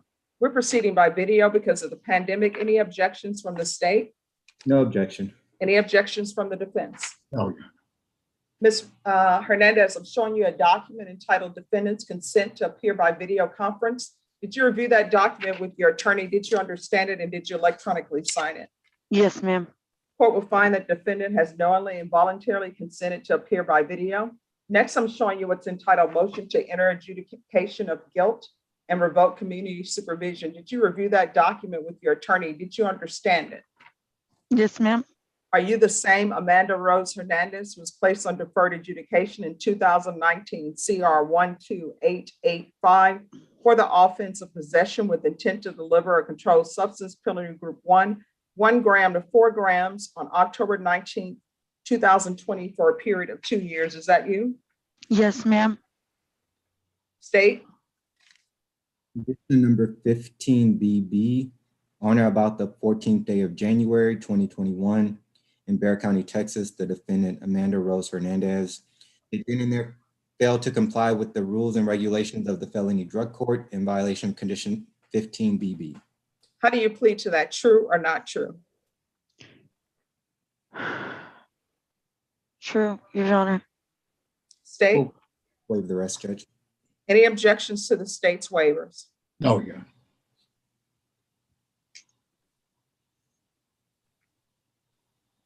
Ms. Hernandez, did you understand by pleading true to violation of condition number 15BB, the court could find it true, grant the motion, find you guilty, sentence you up to 20 years in prison and up to $10,000 fine? Did you understand? Yes, ma'am. Knowing that, do you still wish to plead true to violation of condition 15BB? Yes, ma'am. Court is finding 15BB true. Is there an agreement? There is, Judge. There is, Judge. We are asking that you deny the motion, alter and amend to order her participation in felony drug court. This is probation's recommendation. They're asking if she fails to participate or is rejected from drug court, that she be sent to safety. That All right, is, that's the agreement? it is, Judge. What rules and regulation are you not complying with in felony drug court, Ms. Hernandez? I had my evaluation with the drug court, and I was supposed to appear because they said that they weren't going to accept me, but I still needed to appear so that they could formally not accept me into drug court. But due to I had a roommate that had tested positive for the virus for the corona. So our household was put under quarantine. I had sent them my I made an appointment to go get tested. I sent them the thing, but because I didn't show up for court, that's whenever they rejected me. So if I call them in, they're going to say exactly what you're telling me, because I can pick up the phone and have them zoom in. Do you understand that? Yes, ma'am. I did send them. I never sent them the results, but I sent them the appointment. I emailed it to them. Yes, ma'am. All right, here's the question. Do you want to go to prison for 20 years? No, ma'am, I do not. All right, if you don't follow through on this, that's where you may end up. Do you understand? Yes, ma'am, And I understand. no amount of tears. And the words, I can't remember the singer's name, but in his words, he said, tears don't make flowers Don't make grow. flowers grow. Yes, ma'am. So you need to remember that. So the Yes, tears that you're giving me, I'm not. it's not wasted tears, right? Yes, ma'am. All right, I'm on alternate amend condition, deny the motion, alternate amend to include a re-referral to felony drug court. You're to remain in custody until that's done.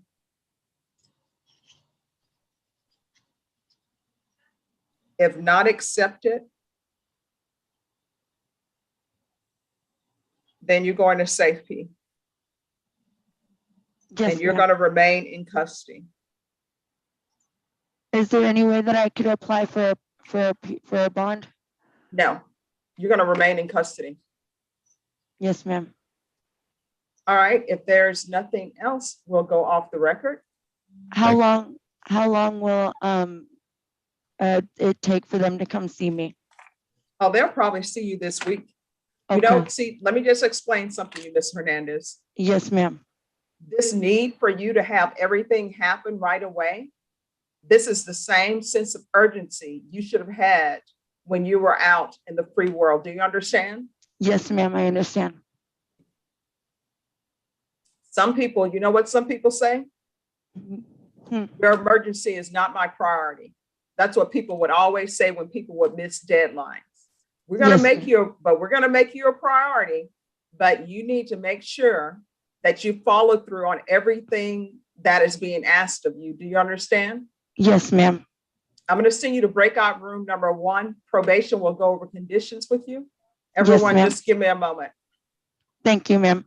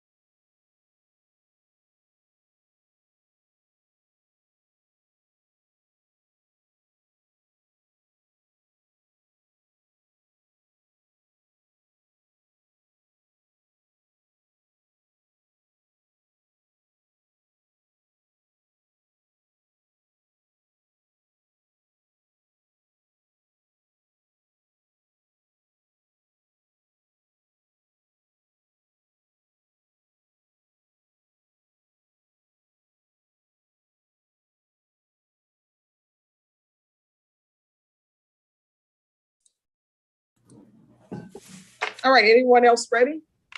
Judge, I'm ready on Stephanie Meager. Yes, what is happening with Miss Meager? It's an MTR and we haven't agreed. Is she pleading true to anything? Yes. Then there needs to be paperwork. There's the consent to plea by video conference and Norman for me, you don't require the No, but has it been done? Because I don't have it in my box. I just signed it, Your Honor. All right, thank you. Good morning, Your Honor. Good morning. This is Jocelyn Andrews. I have Jehagan Alexander, but he's in custody. Is he on, was he requested for today? Yes. Oh, wonderful. I'll see you to breakout room number 3. It's family violence. Could someone from family violence meet her in breakout room number 3, please? Thank you, Your Honor. You're welcome. Could I see the parties on Meager? Who's the prosecutor on Meager? Marcus.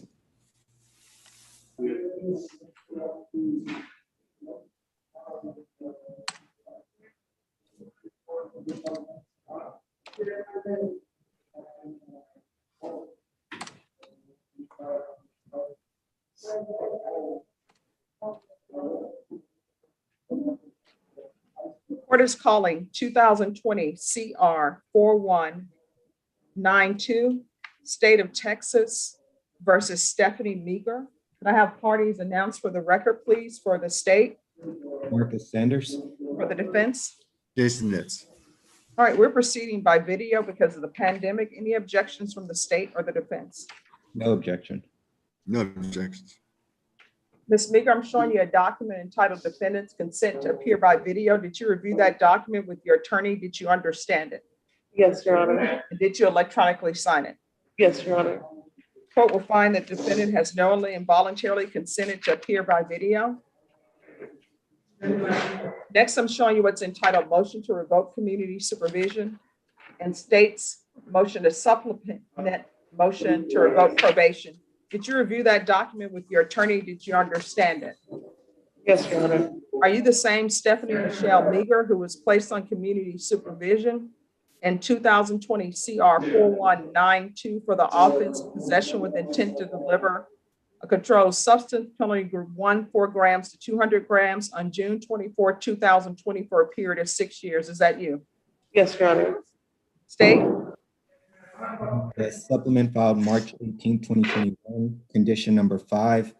In Bexar County, Texas, the defendant Stephanie Michelle Meager did then and there fail to report to the supervision officer as directed for the months of October, November, and December 2020. Can't hear you, Marcus. Can you repeat that? Yes, in Bexar County, Texas, the defendant Stephanie Michelle Meager did then and there fail to report to the supervision officer as directed for the months of October, November, and December 2020 in violation of condition number 5. How do you plead to that? True or not true? I plead true, Your Honor. Okay. And condition number 5, in Bexar County, Texas, the defendant Stephanie Michelle Meager did then and there fail to report to the supervision officer as directed for the months of January and February 2021 in violation of condition number 5. How do you plead to that? True or not true? I also plead true, Your Honor.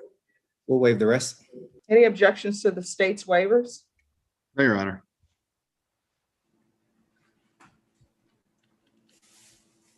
Did you understand by pleading true to violations of conditions 5 and 5, the court could find it true, grant the motion, sentence you to 6 years in prison and a $2,000 fine? Did you understand? I do understand, Your Honor. Knowing that, do you still wish to plead true to violations of conditions 5 and 5? Yes, Your Honor. Court will find 5 and 5 true. Is there an agreement? There is, Judge, and it's in agreement with probation's recommendation is to deny the motion, alternate amend to order state ISF, cognitive and substance abuse tracks. Defense, is that the agreement? Yes, Your Honor. Why should I follow this agreement? Because she was just here September and it was a violation of condition number 5. And so we still have her not reporting. So May I what has answer that, Your changed? Honor? If you can raise your right hand for me. Do you solemnly swear affirm the testimony you give will be the truth and nothing but the truth, so help you God? Yes, Your Honor. All right, you can lower your hand. The reason why I did not report is because I'm gonna be honest, I did have a time of weakness and I did relapse. And that's why I would like to go to the program willingly, because obviously there are self-discipline issues that I need to take care of. And I know that I can achieve that through the program. And I do need help. I can't do this alone anymore. And I'm not gonna sit here and talk to you and tell you that I can do this alone, because I obviously can't. And that's why I'm very appreciative for the opportunity to enter this program.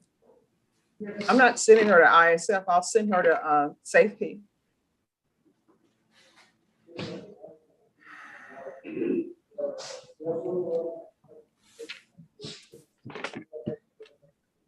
So I'll deny the motion. Yes. I think we're all, as far as the CLO, the prosecution, and obviously my client are in agreement that ISF is the next step. And if she fails there, certainly SafeP would be. No, if she fails there, she should be going to prison. She's already had a lot of help that I've given her, and she continues to do the same thing. There is no graduated sanctions when she keeps violating terms and conditions of her probation.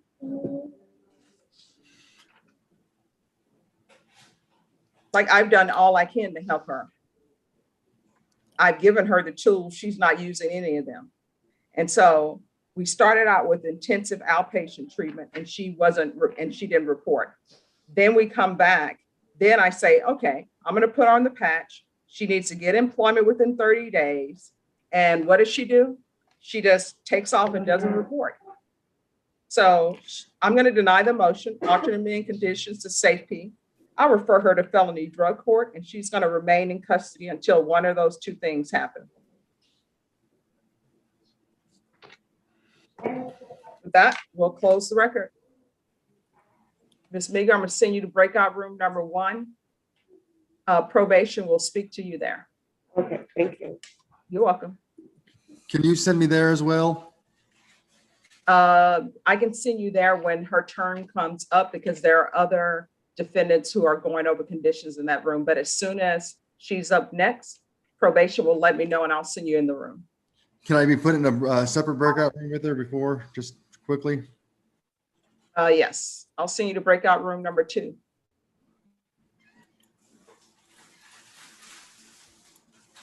Judge, we should be ready on Edwin Lopez.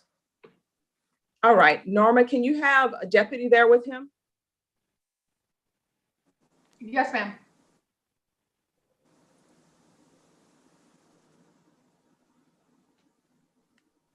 Just give us a moment.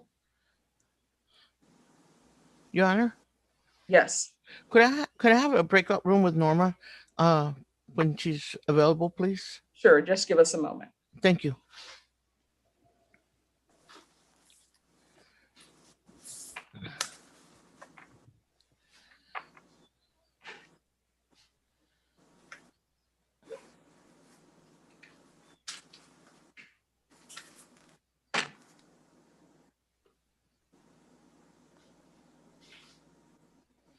And that needs to go back in the other file.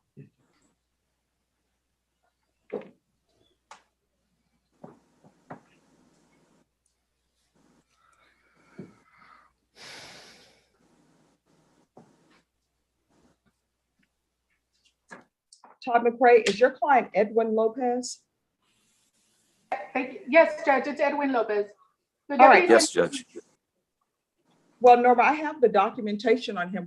What documentation did you need to share with him, Todd? Oh, we've already done that, Judge. We're ready to go, as far as I know. Okay. All right, Norma, then they're done. All right, everyone, just give me one moment.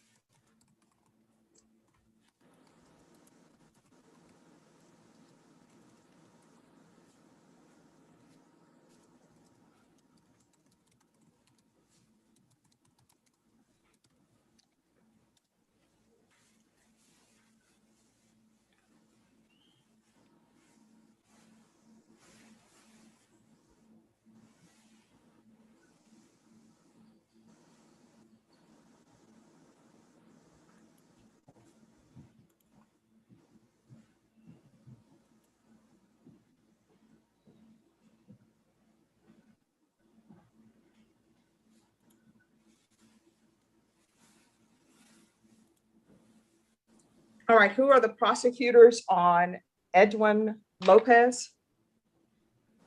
It's Jordan Brown, Your Honor.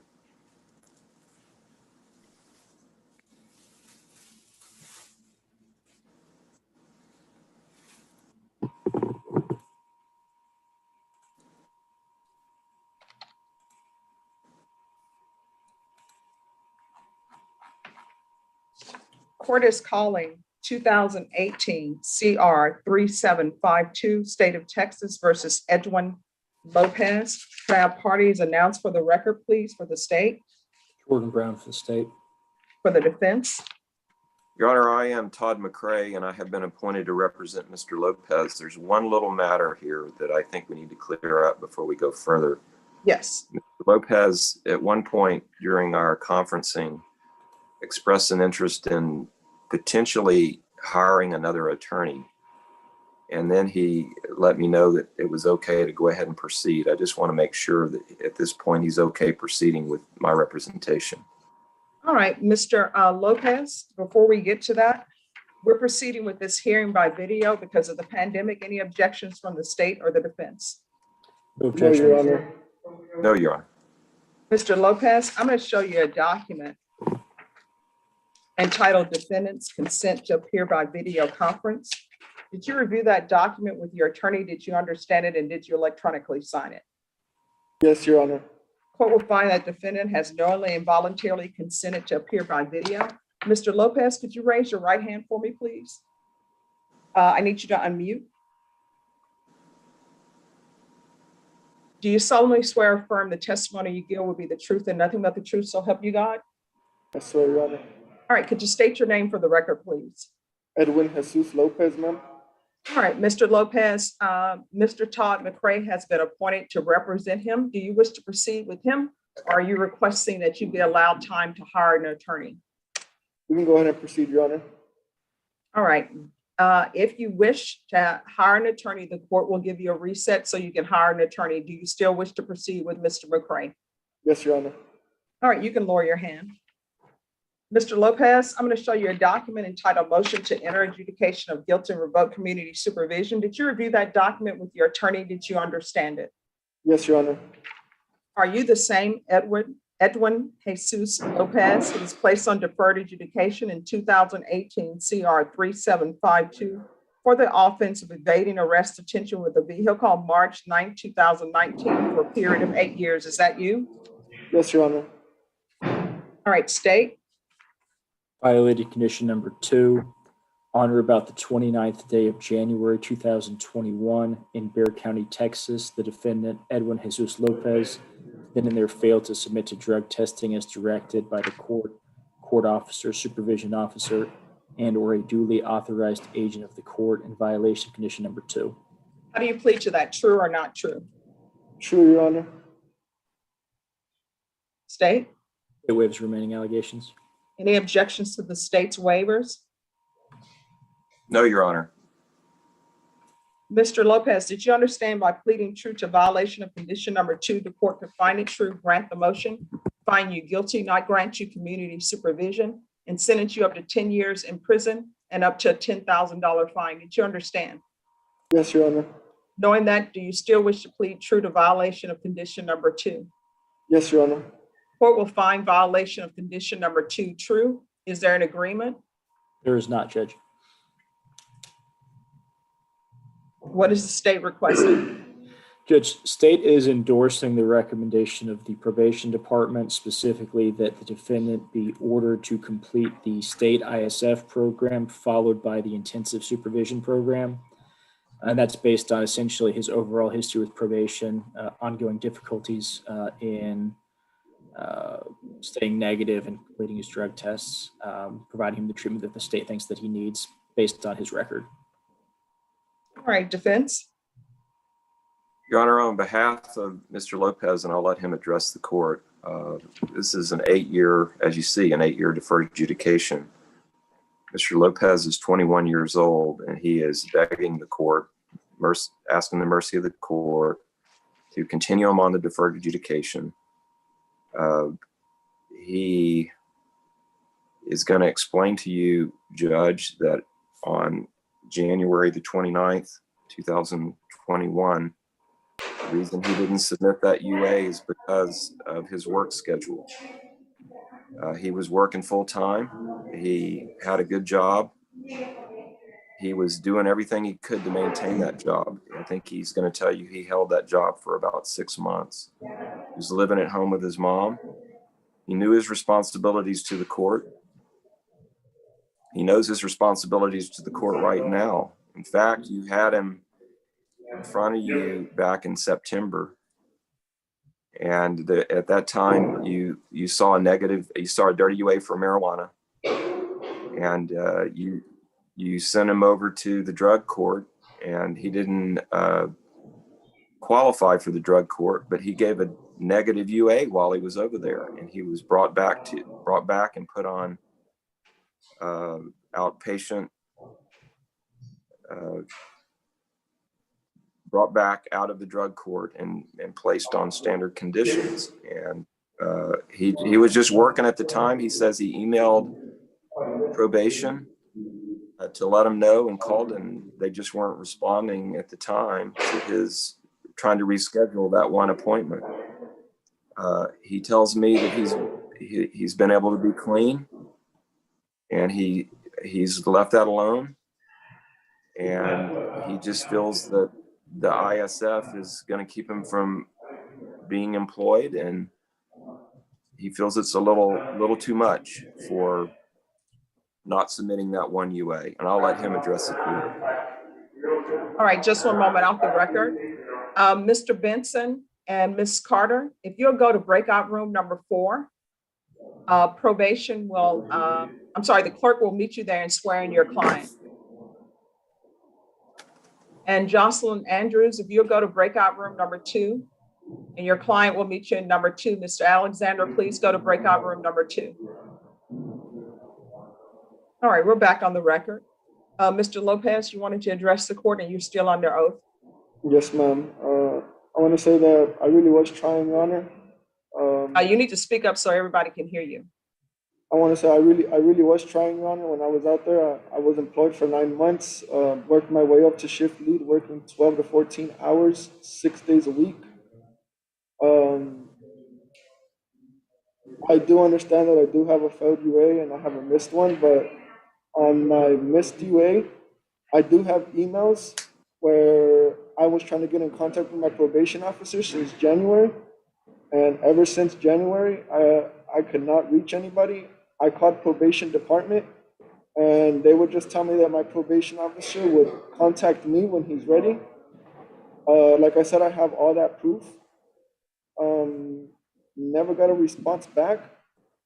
I kept that up for about 3 weeks, trying to get in contact with a probation officer. And Okay, probation department. Mr. Lopez, I want you to look me in the eye and I want you to understand something.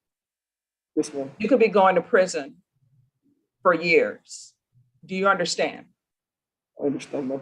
So your problem, and really it's not a problem, but what you need to realize is that you have a contract and you have a contract with the court. Do you understand that?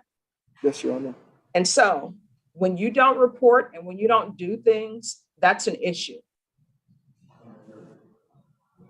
Now, the state didn't go over all of the conditions. They waived some. I'm not taking any of it as true because they waived it, but there appears to be some problem with you failing to submit. So let me just tell you what I'm going to do. And it's very important that once I do this and tell you what you need to do, that you don't come back here for failing to do what I'm telling you to do again. You understand? Yes, Your Honor. So I'm going to deny the motion. I'm going to alter them in conditions. There's going to be weekly Zoom reporting, no excuses. And it's Yes, going to be ma'am. weekly Zoom reporting until further notice. Are you able to Zoom? Yes, ma'am. You have a phone to Zoom. Yes, ma'am. On a computer. If something happens and you can't Zoom weekly, then you had better show up in person. Do you understand? Yes, Your Honor. And we're going to give you the patch and you're going to be on the patch till further notice. So from the time you leave the Bexar County Jail to when you go to probation, which you're going to report to probation when you're released, you better not use in between that time period. Do you understand? Yes, Your Honor. And I don't want to hear about the patch falling off, because the only time the patch really falls off if people start tampering with it. So you're going to be on the patch until further notice. So that will help you out, because you're not going to have to report for the UAs until they tell you you need to come in and have the patch removed. And do not miss the deadline for getting that patch removed. Do you understand? Yes, Your Honor. Is there anything else from either side? I do have a question, Your Honor. Yes. I'm not familiar with the patch. I don't know what They're that going to is, let ma'am. you know about the patch. They'll put it on your arm and it's going to test you to see if you're taking any type of drugs. Do you understand? Yes, Your Honor. So we won't have to worry about a dilute because it's the patch. Yes, ma'am. All right. Is there anything else from either side? All right. With that, I'm going to close the record. I Mr. believe Lopez. I'm sorry, Mr. McCray. I was just going to say, I think, Edwin, do you have any more questions? This is your time to ask Judge Boyd if there's anything you don't understand. At this moment, sir, everything's understood. Is there anything else that you need from the court to be successful on this probation? None at all, ma'am. All right. I'm going to send you to breakout room number 1. Probation will go over conditions with you. Yes, ma'am. Thank you very much, Your Honor. You're welcome. And Mr. Okay. McCray, you can Thank go to you. breakout room number 1 if you want to, or you can be excused. Judge, can you send me to breakout number 4, please, so I can swear in? You're already listed in number 4. Okay, well. And everyone, just give me a moment, please.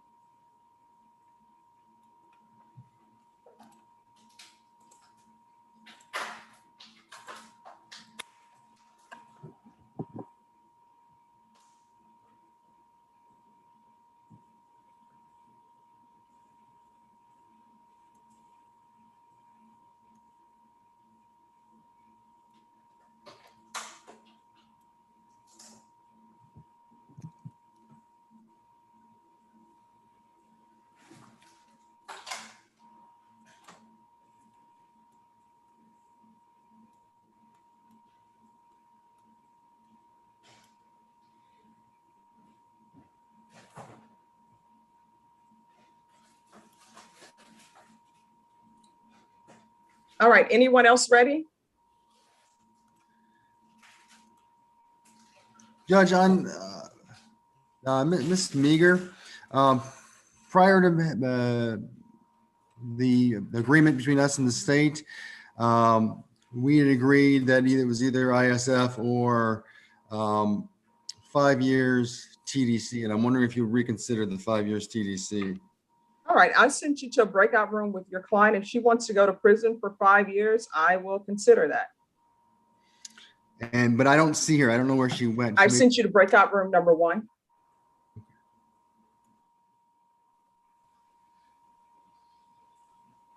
And Judge, we're ready to address the court, Mr. Brown and I, Ms. Rome.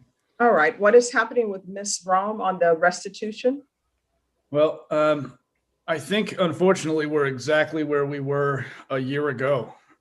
We have no agreement on a restitution number, and I don't believe there's been any contact between the state and the parties to the case. I think Mr. Brown, back when, at the beginning of the pandemic, had placed several calls. I don't think those calls were returned.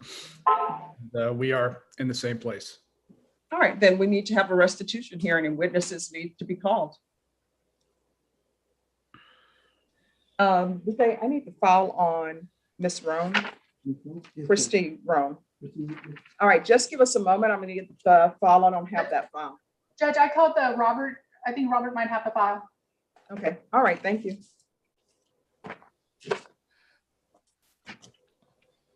All right, are the parties here on Patrick Benson? Yes, Judge. All right, Mr. Benson, where are you? I need you to unmute and show your video, please. I'm here. All right, thank you. Honor. Yes. I've been waiting to see if I can get in the breakout room. I need to talk to Miss Ferguson with Norma. All right, just give me a moment. Thank you. Let me see. Where are you? What breakout room are you in, Miss Carrillo? I seem to have 4. All right, Oh, I just moved now to it's 3. Yes, Okay. Miss Ferguson, can you go to breakout room number 3, please?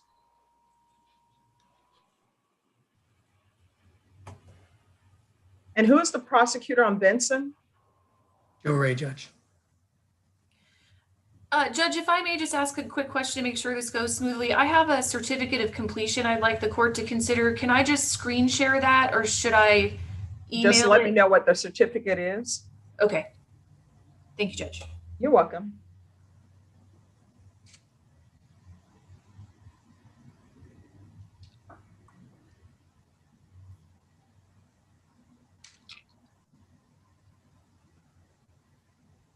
Court is calling 2020 CR 4996, State of Texas versus Patrick Jeremy Benson.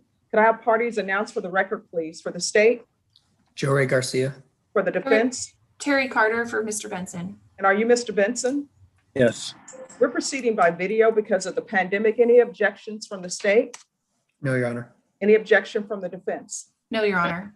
Mr. Benson, I'm showing you a document entitled Defendant's Consent to Appear by Video Conferencing. Did you view that document with your attorney? Did you understand it, and did you electronically sign it? Yes. Court will find that defendant has knowingly and voluntarily consented to appear by video. Next, I'm showing you what's entitled Application for Community Supervision. Did you review that document with your attorney? Did you understand it, and did you electronically sign it? Yes, ma'am. Counsel, I'm showing you what's entitled Discovery Acknowledgement. Have you received all the discovery in this case, and did you review it with your client? Yes, Your Honor.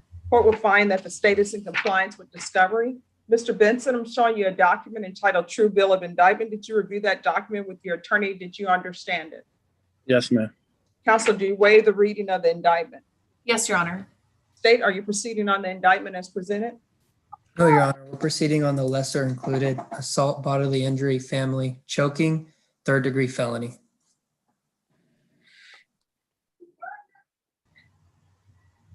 All right, I'm reviewing the court's admonishments paperwork.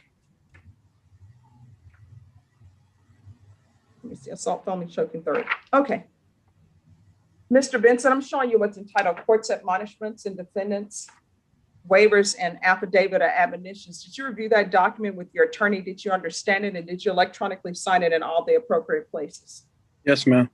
Did you understand in the indictment you're charged with assault, family, choking, strangulation as that's a 2nd-degree felony. However, thank you. However, the state is proceeding on assault, family, choking, strangulation as a 3rd-degree felony. The range of punishment for that offense is anywhere from 2 to 20 years in prison with a possible fine up to $10,000. Did you understand? Yes. Did you understand if you have a plea bargain agreement with the state, the court does not have to follow your plea bargain agreement? If for any reason the court does not follow your plea bargain agreement and gives you more than you bargained for, the fact that you entered a plea will not be used against you and you will be allowed to withdraw your plea. Did you understand? Yes. Did you understand you have a right to jury trial, a right for you or your attorney to cross-examine and confront any witnesses the state will call, and the right to remain silent? Yes. Did you understand by entering this plea bargain agreement, you were giving up those rights? Yes. And did you intend to give up those rights and enter into a plea bargain agreement in this case? Yes. Counsel, has your client been able to provide you with any defenses to this offense? Yes, Your Honor. Do you believe he has a rational as well as a factual understanding of the charges against him? In my opinion, he does. Do you believe he's currently competent and was legally sane at the time of the offense? In my opinion, he is. Mr. Benson, has anyone threatened you, coerced you, or placed you in fear to get you to enter this plea? No. Has anyone promised you anything other than the plea bargain agreement to get you to enter this plea? No. Are you satisfied with the way you've been represented? Yes. Are you a U.S. citizen? Yes. Court will find that the defendant has knowingly and voluntarily waived his right to jury trial. Next, I'm showing you the plea bargain page. Did you review that page with your attorney and did you understand it? Yes, ma'am. According to the plea bargain agreement, the state is proceeding on the lesser included offense of assault, choking family as a third-degree felony. Punishment is to be assessed at 3 years in the prison. There's a $1,000 fine to be probated. The state will make no recommendation to your application or deferred adjudication. Is he applying for deferred? We were going to apply for probation, Your Honor. Okay. The state will take in consideration 2020 CR 2861. There's to be no contact with Shante Mayfield, and there's an affirmative finding of family violence. Did you understand with an affirmative finding of family violence, you're not allowed to own or possess any weapons or ammunition? Yes. Did you understand with an affirmative finding of family violence, you're not allowed to be designated as primary custodial parent? Yes. Did you understand that to be the entirety of the plea bargain agreement? Yes. Defense, is that the plea bargain agreement? Yes, Your Honor. State, is that the plea bargain agreement? Your Honor. Next, I'm going to show you the paragraph entitled Waiver of Appeal. Did you review that paragraph with your attorney? Did you understand it? And did you Yes. electronically sign it in both places? Yes. Did you understand by signing that you're waiving your right to appeal? The only items that can be appealed are written pretrial motions that have been filed, heard, and ruled upon by the court. Did you understand? Yes. Counsel, have there been any such motions? No, Your Honor. Then to the lesser included offense of assault, family, choking, strangulation as a third-degree felony, how do you plead? Guilty, not guilty, or no contest? No contest. State any evidence to support the defendant's plea. State offers State's Exhibit 1 and its attachments. Any objections? No objection. Mr. Benson, I'm going to show you a document entitled Waiver and Consent to Stipulation of Testimony and Stipulations. Did you review that document with your attorney? Did you understand it? And did you electronically sign it in all the appropriate places? Yes. Again, did you understand you have a right to jury trial, right for you or your attorney to cross-examine and confront any witnesses the state would call on the right to remain silent? Yes, I understand. Did you understand that today the state will be presenting evidence in the form of witnesses' statements and police reports, but most importantly, there will be no live testimony? Did you understand? Yes.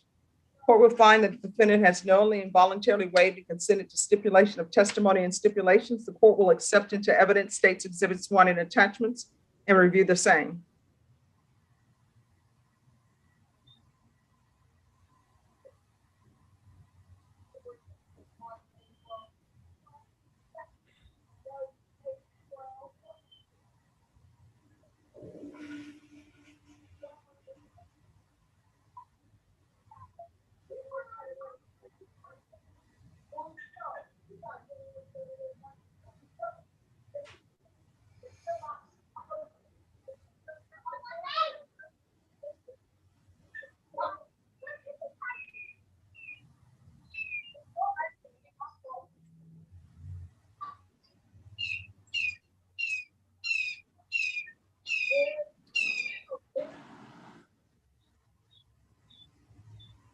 All right, after reviewing State's Exhibits 1 and attachments, the court will find there is sufficient evidence to find you guilty, and the court will find you guilty. And we will recall this for sentencing for a PSI report. Norma, what date does he need to come back? May 26th, Judge. All right, we're going to come back on May 26th. is a TAP evaluation needed, Ms. Carter? I don't believe so, Your Honor. He doesn't have it. I'm sorry. Well, when I say TAP evaluation, it may be related to alcohol based upon my reading of the report. Okay, a TAP evaluation would be fine, Judge. All right.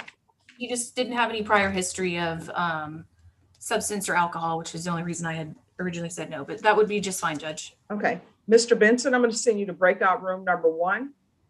Okay. Probation will give you instructions on what you need to do. Your next court date is May 26th. Okay. All right. And you'll need to be in the courtroom. And if someone wants to make sure that the complainant is present, that would be great. So I'll send you to breakout room number 1. And Ms. Carter, you can go to breakout room number 1, or you can be excused. Thank you, Judge. All right, everyone, just give me a moment. And Mr. Benson, if you could go to breakout.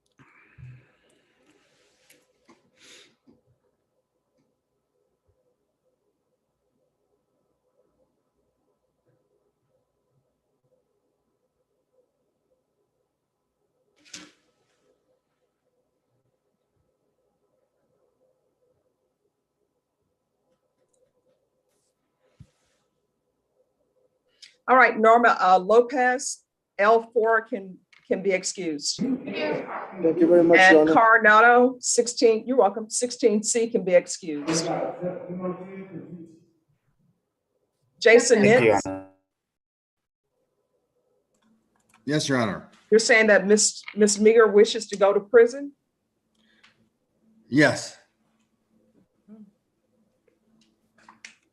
All right, if you want to talk to the state about that. Very well. Judge, we're good to proceed if that's what she wants. It was an alternative offer that I made.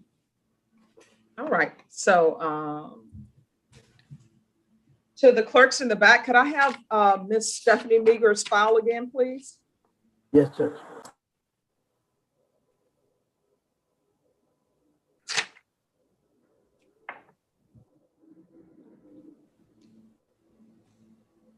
Judge, are you gonna need a certificate done? Yes. All right, we'll do. All right, and Jason Nitz, I'll send you and your client to breakout room number 4.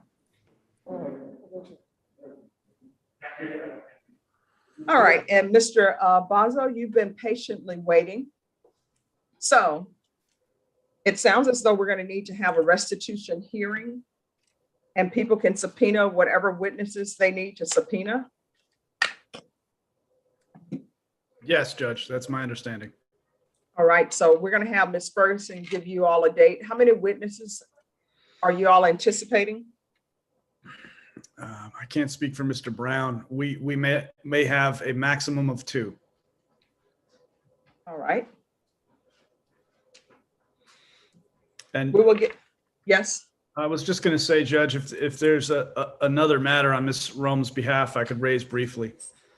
I believe she has been on probation for almost a year now and has been on the patch the entire time. all of her results have been negative. There is, as far as I'm aware, no indication of substance abuse in her case. And we would ask the court to consider removing that condition as there's no indication it's necessary at this point. And she has a long history of negative testing now. Well, the reason why she was on the patch was because she says that she was working different hours. And so she needed the patch so she wouldn't have to report. So, I mean, she can either keep the patch, or if she wants, she's going to have to report, and it's for UAs, and it's going to be random. Okay, well, I'll discuss that with her and just let the court know that. In that case, we'd request you leave things as they are. I'll follow up with Ms. Rome and discuss those alternatives. All right. And Norma, can we get a date for a restitution hearing on Ms. Rome? Yes, ma'am. I just need to look at the calendar. Give me 1 second, Judge.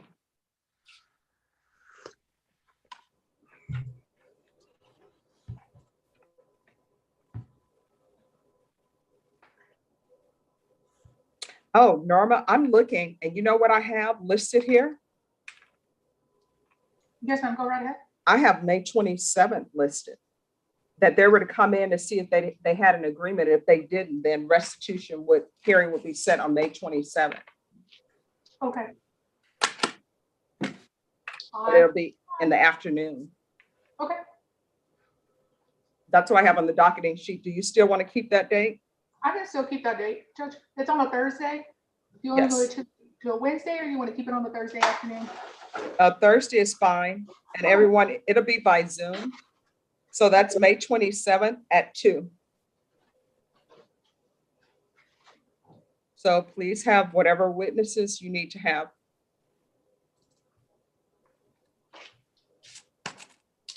All right, you and your client are excused. Thank you, Judge. Thank you. Thank you for your patience. Have a good one. Thank you, Your Honor. You're welcome.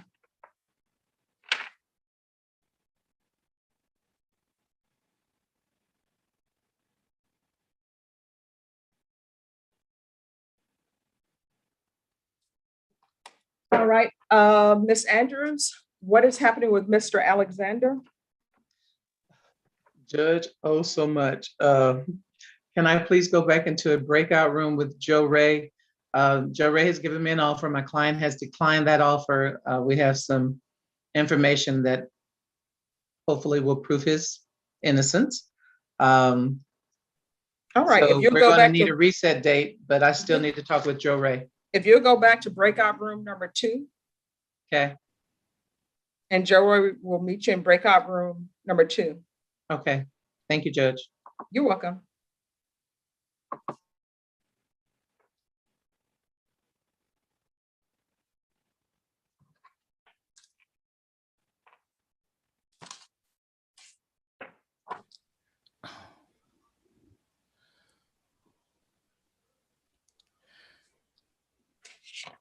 Your Honor, Yes. wait a moment. I've not been able to connect with Miss Ferguson. No, I'm sure she's very busy. I was Oh, waiting no, in the break room. she'll meet with you. Judge, I think what Ms. Carrillo's needing is just the indictment screen shared with her client. Is that correct? To see the indictment? Yes, just to and also to explain to Ms. Ferguson that that's the issue, that why the other one was rejected. All right, so who is your client? Mr. Campos. All right, Mr. Campos, can you have the deputy behind you help you Yes, with ma'am. the share screen, please? Yes, ma'am. Hold on just a minute, Your Honor. All right, just as soon as he finishes with that other inmate, okay? Okay.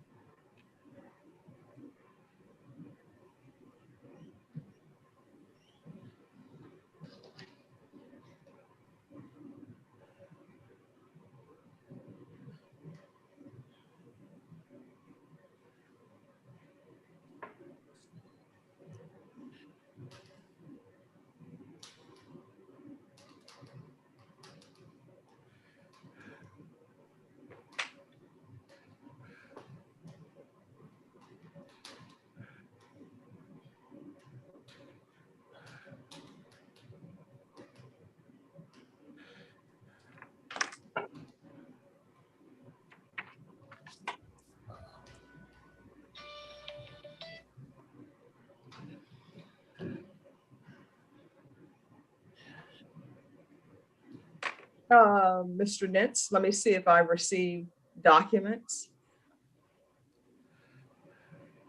More likely you haven't, because I haven't received the documents yet. All right, we'll get those to you in a moment.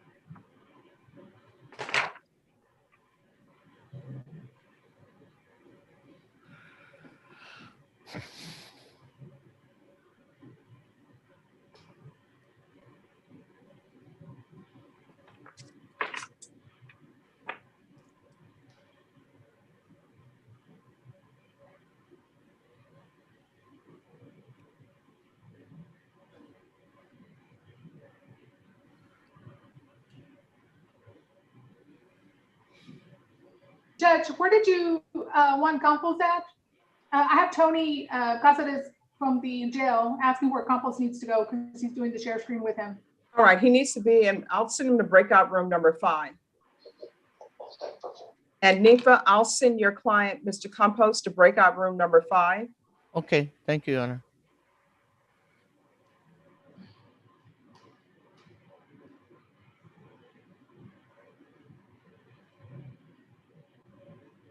And where did Alexander go? I'm here. No, Alexander. Oh, okay.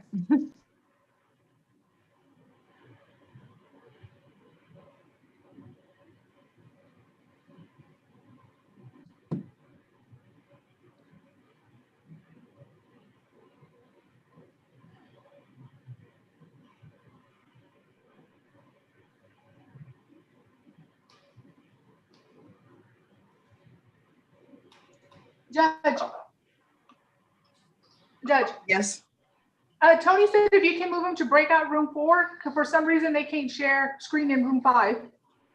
Okay. If you can move everybody to room 4. Okay. But there's another defendant there with his client.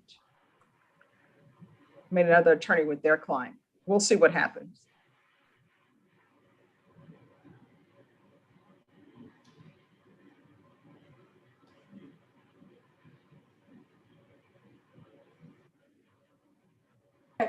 And he said if you can move Jason and Megan out of that room and move them to room 5. Okay, thank you. Thank you.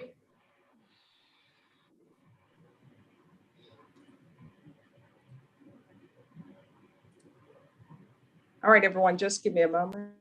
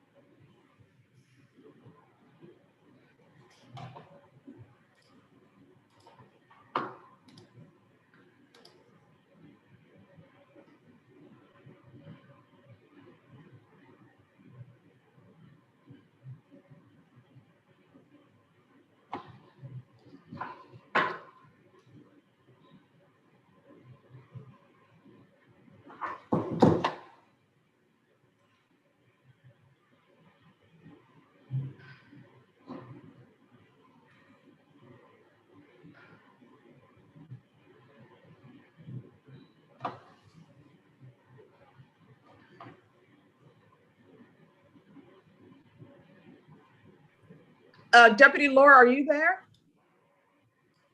Yes, Your Honor. Hi, could you come to the back, please? On my way. Thank you.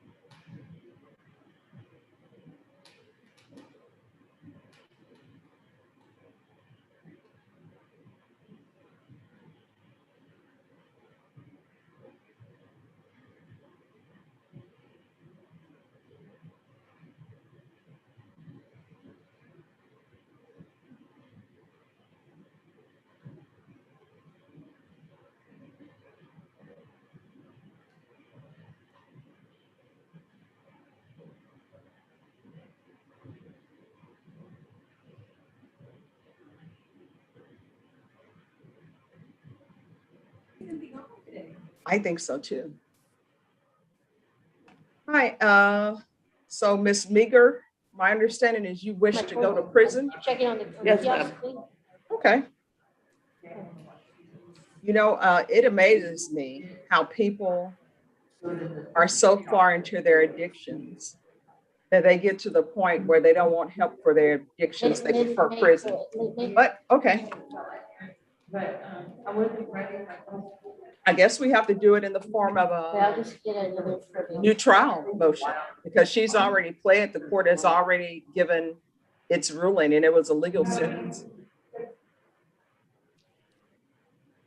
So let me see if we can do this orally. Let me just do a little research to see if an oral motion for a new trial on the motion to revoke is legal. Just 1 second.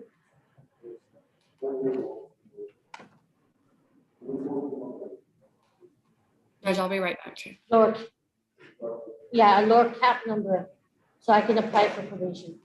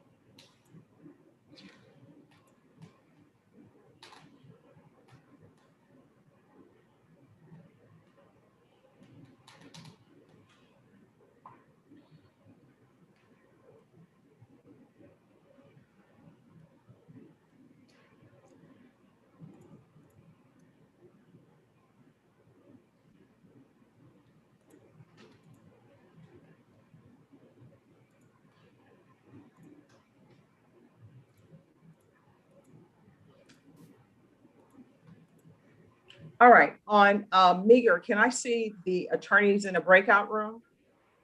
If I can see the attorneys in breakout room number 1, please.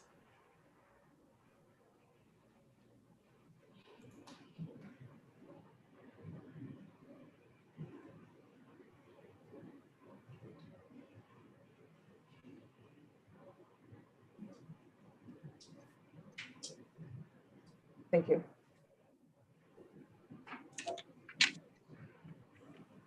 Jason Nitz, can you go to number 1, please?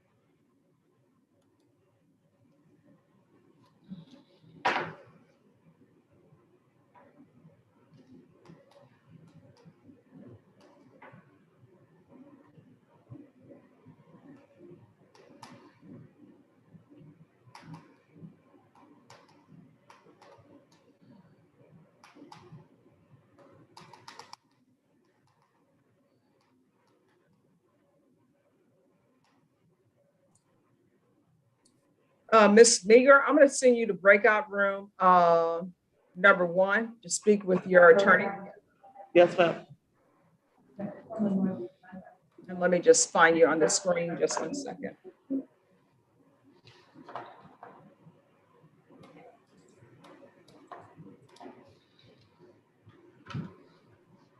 All right, anyone else ready? Ms. Andrews, what are we doing with Mr. Alexander? We need a reset, Your Honor, please. Both the state and I have some more work to do before we're prepared to resolve this case. All right, do you have all the discovery in this case? I have some discovery. I have reviewed some discovery, but based on the information that I've gotten today or that I've received today, there might be additional information. And there's also a 911 tape that is outstanding that Joe Ray requested back in March, but we don't have yet. So no, not yet, Judge. I don't have all of it. I do have quite a bit, but I don't have all. All right, Norma, on Jahagan Alexander, can you recall this in 20 days for discovery? Yes, ma'am. So Norma, are you gonna give me a date today or are you gonna text me, email me later? I'll give it to you today. Give me 1 second. I was looking at the calendar. It'll be May 26th. Okay, May 26th, that's a Monday? Yes. See Yeah. you all then. Norma, can you let them know L10 can go back? I'm sorry, Judge. Give me 1 second. May, Judge. Give me 1 second. Yes, it is. Hold on. No. Give me 1 second, Jocelyn. I said April 26th, not May 26th. I'm sorry, April 26th. Okay, I was just about to ask. So April 26th. Yes. Yes, ma'am. April 26th. Okay. Thank you. All right, thank you. You're excused. And Norma, can you let them know L10 can go back? Yes, ma'am.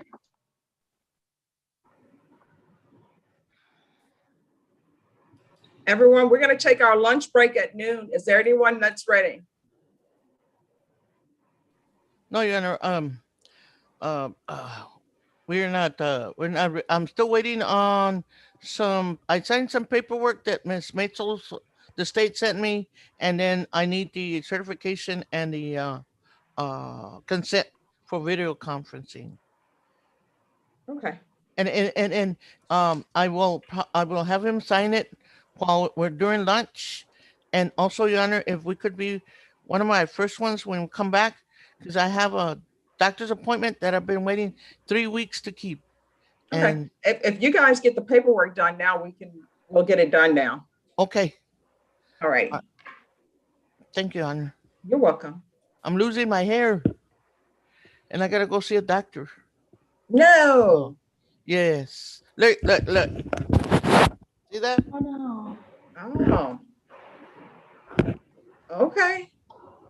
I don't know what it's from, but it's what's happening. But medically everything's right. Now, lab reports came out right, everything, but I don't know what's going on. You know who had that same issue? Mm. Ricky Lake. Yeah. And Ricky Lake did an in-depth interview, and she's like, finally, I just shaved it all off. Well, And that's she's like, probably now what it's I'm grown going to have back. to do.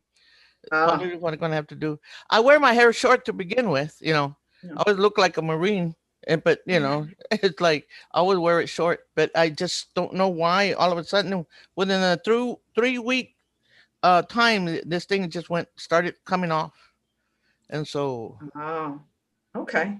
well, I couldn't, you know, I'm 68 years old. That's something might be happening, but you know, but I'm going to go back to number 4. Number 4. Thank you, Honor. You're welcome. Can I get it in a room with the CLO, or can she join us in the room? All right, Rebecca, can you go to breakout room number 1? Yes, ma'am. Thank you.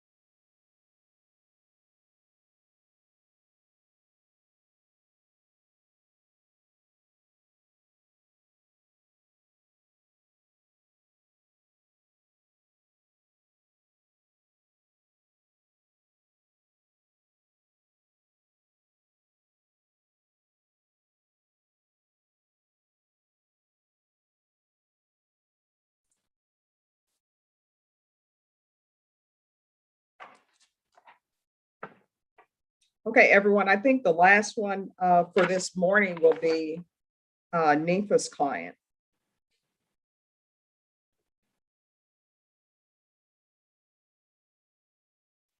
And then everything else is for the afternoon.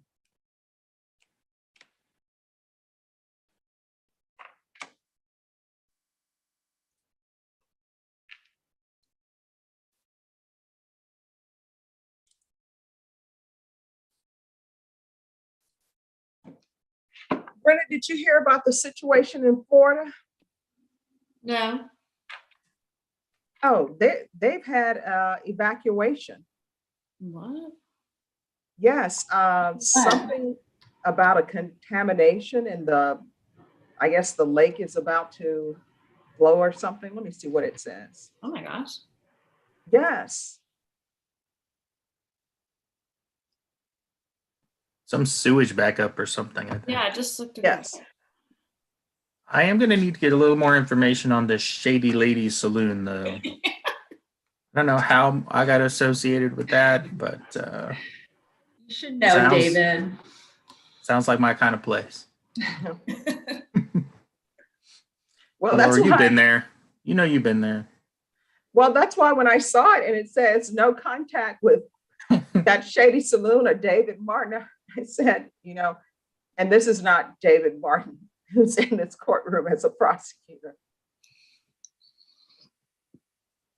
Or is it?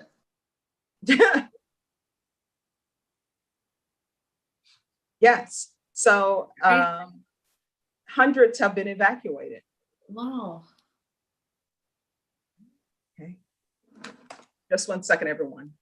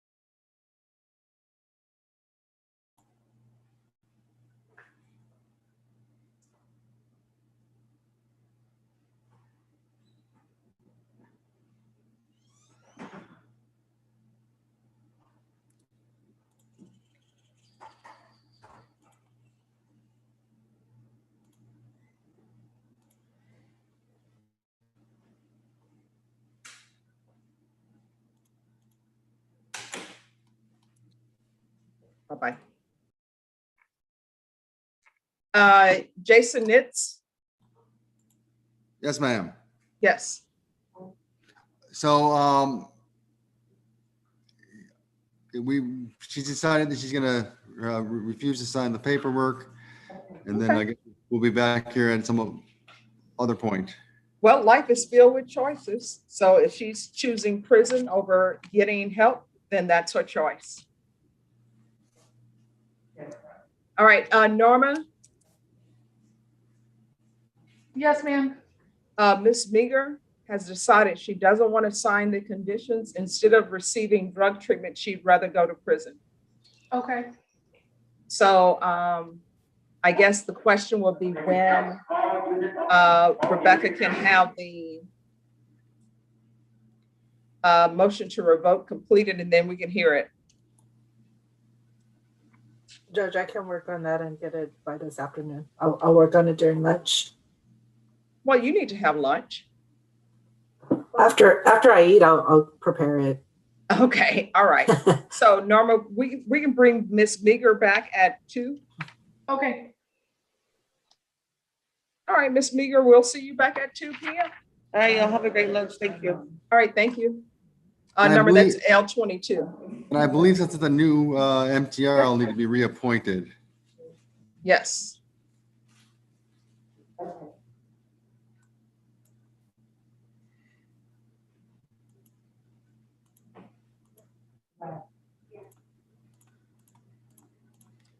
All right, then Jason, it's your excuse. We'll see you back at 2. It'll be the same link. Thank you.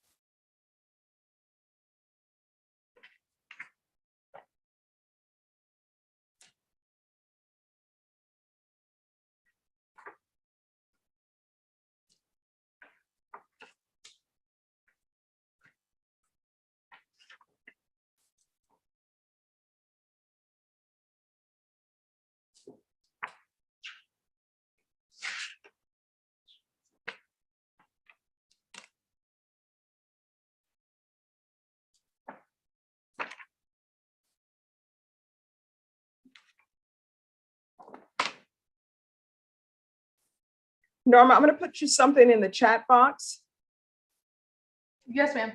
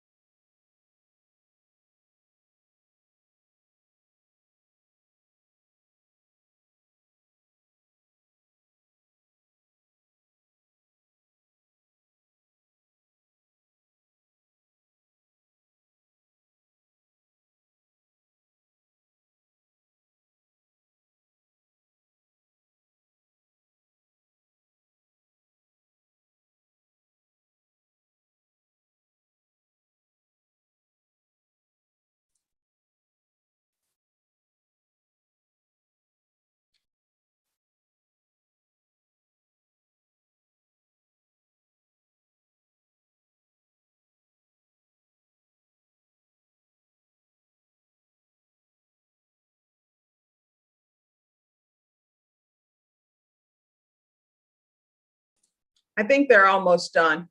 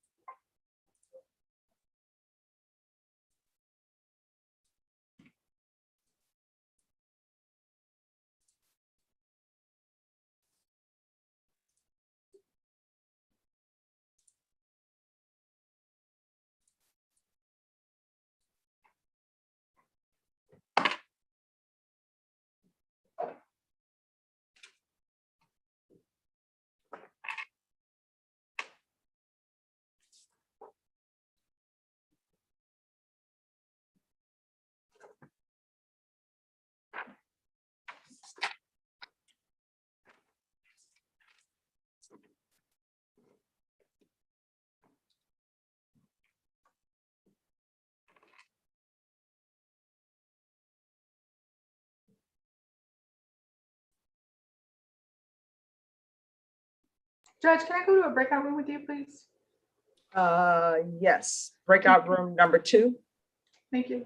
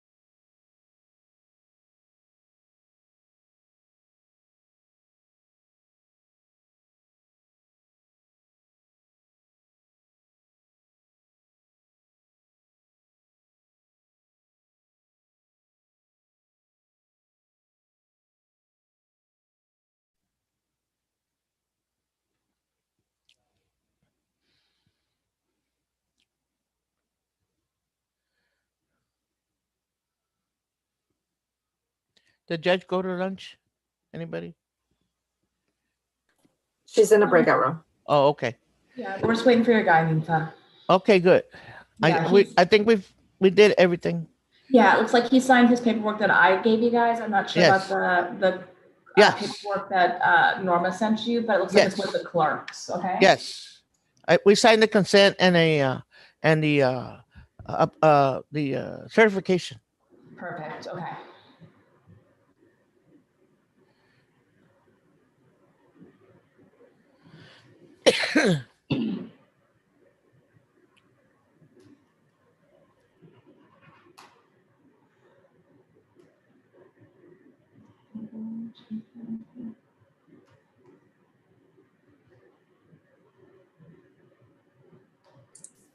All right, we're going to be ready on Mr. Compost then, everybody. And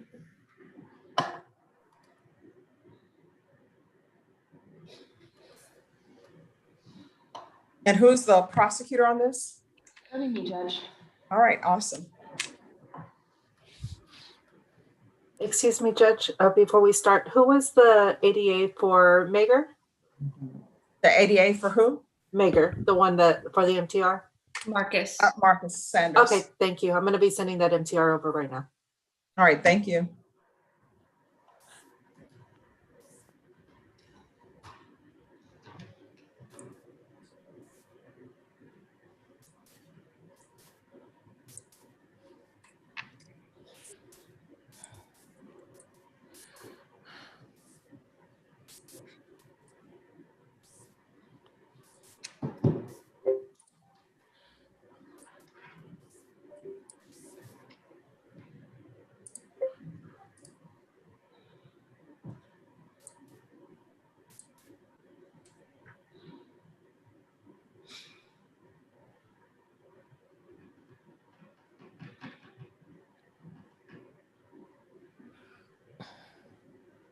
I do appreciate you waiting for me, Judge.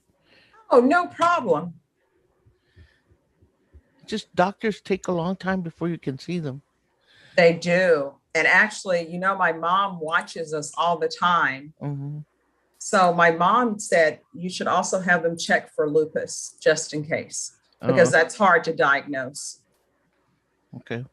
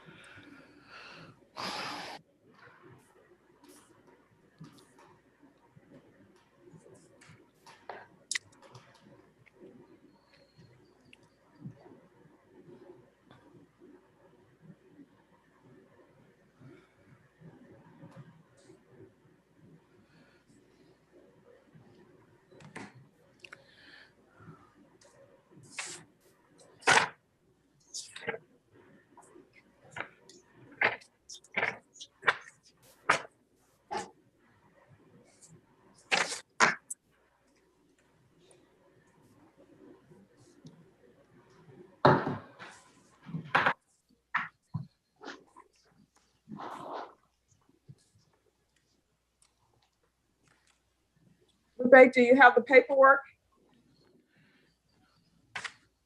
Were you speaking to me, Judge? Oh, no, I was speaking to the clerk.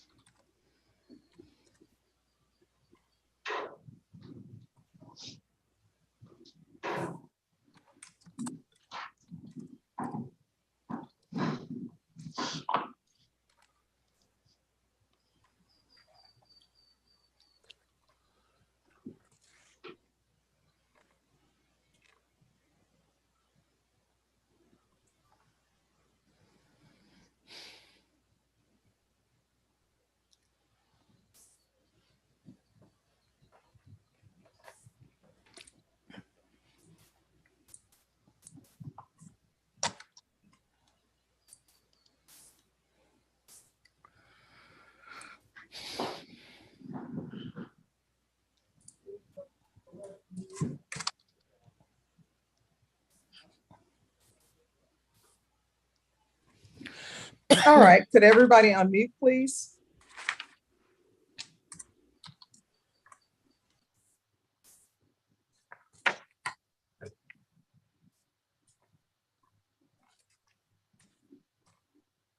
Court is calling 2021 CR 0739, State of Texas versus Oscar Campos. Can I have parties announced for the record, please, for the state, Laura Metzel. for the defense? Ninfa Gallegos Carrillo. All right, are you Mr. Campos? I need you to unmute.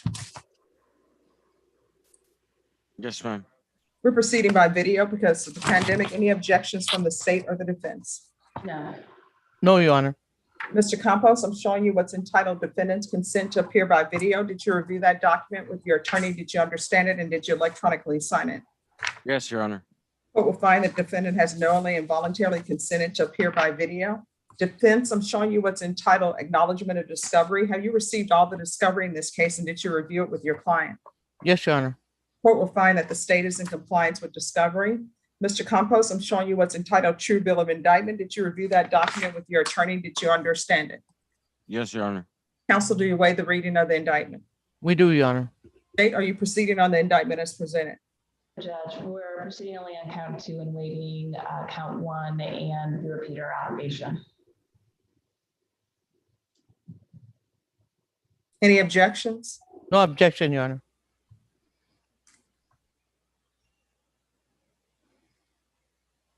Mr. Campos, I'm showing you a document entitled Court Admonishments. Did you review that document with your attorney? Did you understand it?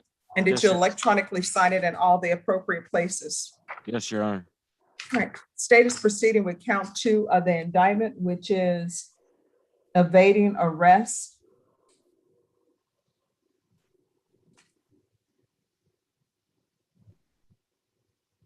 All right, state, you're waiving the enhancement allegation. We're waiting the repeater enhancement allegation, Judge, not the evading enhancement allegation. So it's going to be All the right. evading seconds. All right, thank you. So did you understand what you're charged with is evading arrest? That's normally a misdemeanor. However, the state is proceeding on the enhancement allegation. So it's a state jail felony. The range of punishment is anywhere from 180 days up to 2 years in the state jail facility and up to $10,000 fine. Did you understand? Yes, Your Honor. If you have a plea bargain agreement with the state, the court does not have to follow your plea bargain agreement. If for any reason the court does not follow your plea bargain agreement and gives you more than you bargained for, the fact that you entered a plea will not be used against you and you will be allowed to withdraw your plea. Did you understand? Yes, Your Honor. Did you understand you have a right to jury trial, right for you or your attorney to cross-examine and confront any witnesses the state would call and the right to remain silent? Yes, Your Honor. Did you understand by entering this plea bargain agreement, you were giving up those rights? Yes, Your Honor. And did you intend to give up those rights and enter into a plea bargain agreement in this case? Yes, Your Honor. Counsel, has your client been able to provide you with any defenses to this offense? Yes, Your Honor. Do you believe he has a rational as well as a factual understanding of the charges against him? I do believe, Your Honor. Do you believe he's currently competent and was legally sane at the time of the offense? In my opinion, he is and was. Mr. Campos, has anyone threatened you, coerced you, or placed you in fear to get you to enter this plea? No, Your Honor. Has anyone promised you anything other than the plea bargain agreement to get you to enter this plea? No, Your Honor. Are you satisfied with the way you've been represented? Yes, Your Honor. Are you a U.S. citizen? Yes. Court will find that defendant has knowingly and voluntarily waived his right to jury trial. Next, I'm showing you the plea bargain page. Did you review that page with your attorney? Did you understand it? Yes, Your Honor. According to the plea bargain agreement, state is proceeding on count 2 of the indictment only. Punishment is to be assessed to 18 months in the state jail facility. There's a $1,500 fine. There are no applications for community supervision or deferred adjudication, and there's to be no contact with Tiffany Campos. Did you understand that to be the plea bargain agreement? Yes, Your Honor. Defense is that the plea bargain agreement. Yes, Your Honor. I just might want to inform the judge, the court, that Mr. Campos and the complainant are brother and sister, Your Honor. And so this. I'll change it to no harmful or injurious contact, Judge. All right. So it'll be no harmful or injurious contact with Tiffany Campos. Did you understand that to be the plea bargain Yes, Your agreement? Honor. Defense is that the plea bargain agreement. Yes, Your Honor. State is that the plea bargain agreement. Yes, Judge. Next, I'm showing you the paragraph entitled waiver of appeal. Did you review that paragraph with your attorney? Did you understand it and did you electronically sign it? Yes, Your Honor.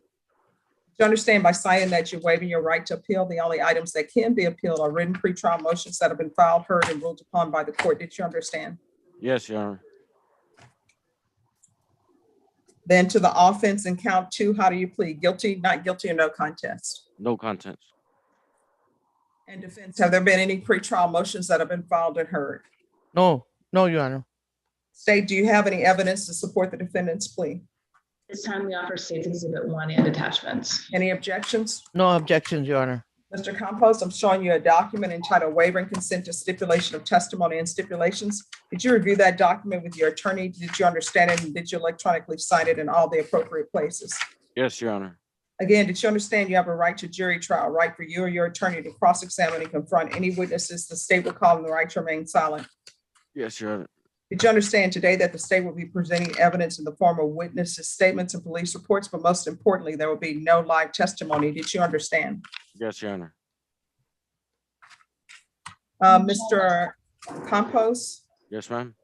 Then the court will find that you have knowingly and voluntarily waived and consented to stipulation of testimony and stipulations. The court will accept into evidence States Exhibits 1 and attachments.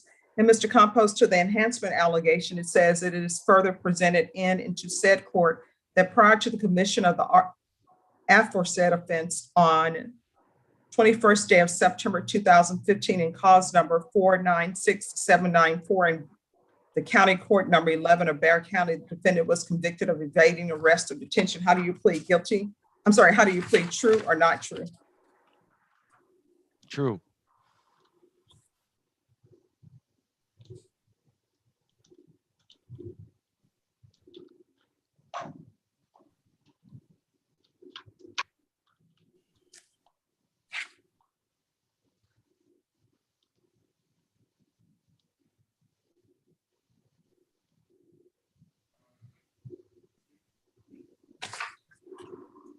All right, after reviewing States Exhibits 1 and attachments, the court will find there's sufficient evidence to find you guilty and the court will find you guilty. Are you proceeding with sentencing? Yes, Your Honor. Is there anything you wish to say on behalf of your client? Other than, Your Honor, my client has taken responsibility for his participation in this offense, and so he wished to put it behind him and re-establish his relationship with his family after he's done with his time. Oh, and also, Your Honor, he is I would like, Your Honor, to consider running this sentence with the other sentence that he's serving right now. He is on parole, and he's in there with a parole violation. So they. And what is the number on the parole violation? Which case is it? I don't have the number, Your Honor. It's a burglary habitation. Yeah, I probably have the number. Were you convicted in 2018? Yes, ma'am. Okay, so the cause number for that, I believe, is 2017 CR 10929. And the state has no objection to it running concurrently. All right, Mr. Campos, the court does not have any jurisdiction to have this run concurrent unless you've already been revoked on your parole. If you Also, have been, I think parole, when I talked to parole, they said they were going to do that. That it most likely will be ran CC with my 7. I just want to let you know, I have no jurisdiction over that. So whether they do or not is up to them. Okay. All right, then the court will follow your plea bargain agreement. The court will sentence you to 8 months in the state jail facility. There's a $1,500 fine. There's to be no harmful or injurious contact with Tiffany Campos. Give you credit for time served, time and money to run concurrent. This will run concurrent with your parole case, 2017 CR 10929. Next, I'm showing you what's entitled Trial Court Certification of Defendant's Rights to Appeal. Did you review that document with your attorney? Did you understand it? And did you electronically sign it? Yes, Your Honor. All right, because I followed your plea bargain agreement because you waived your right to appeal.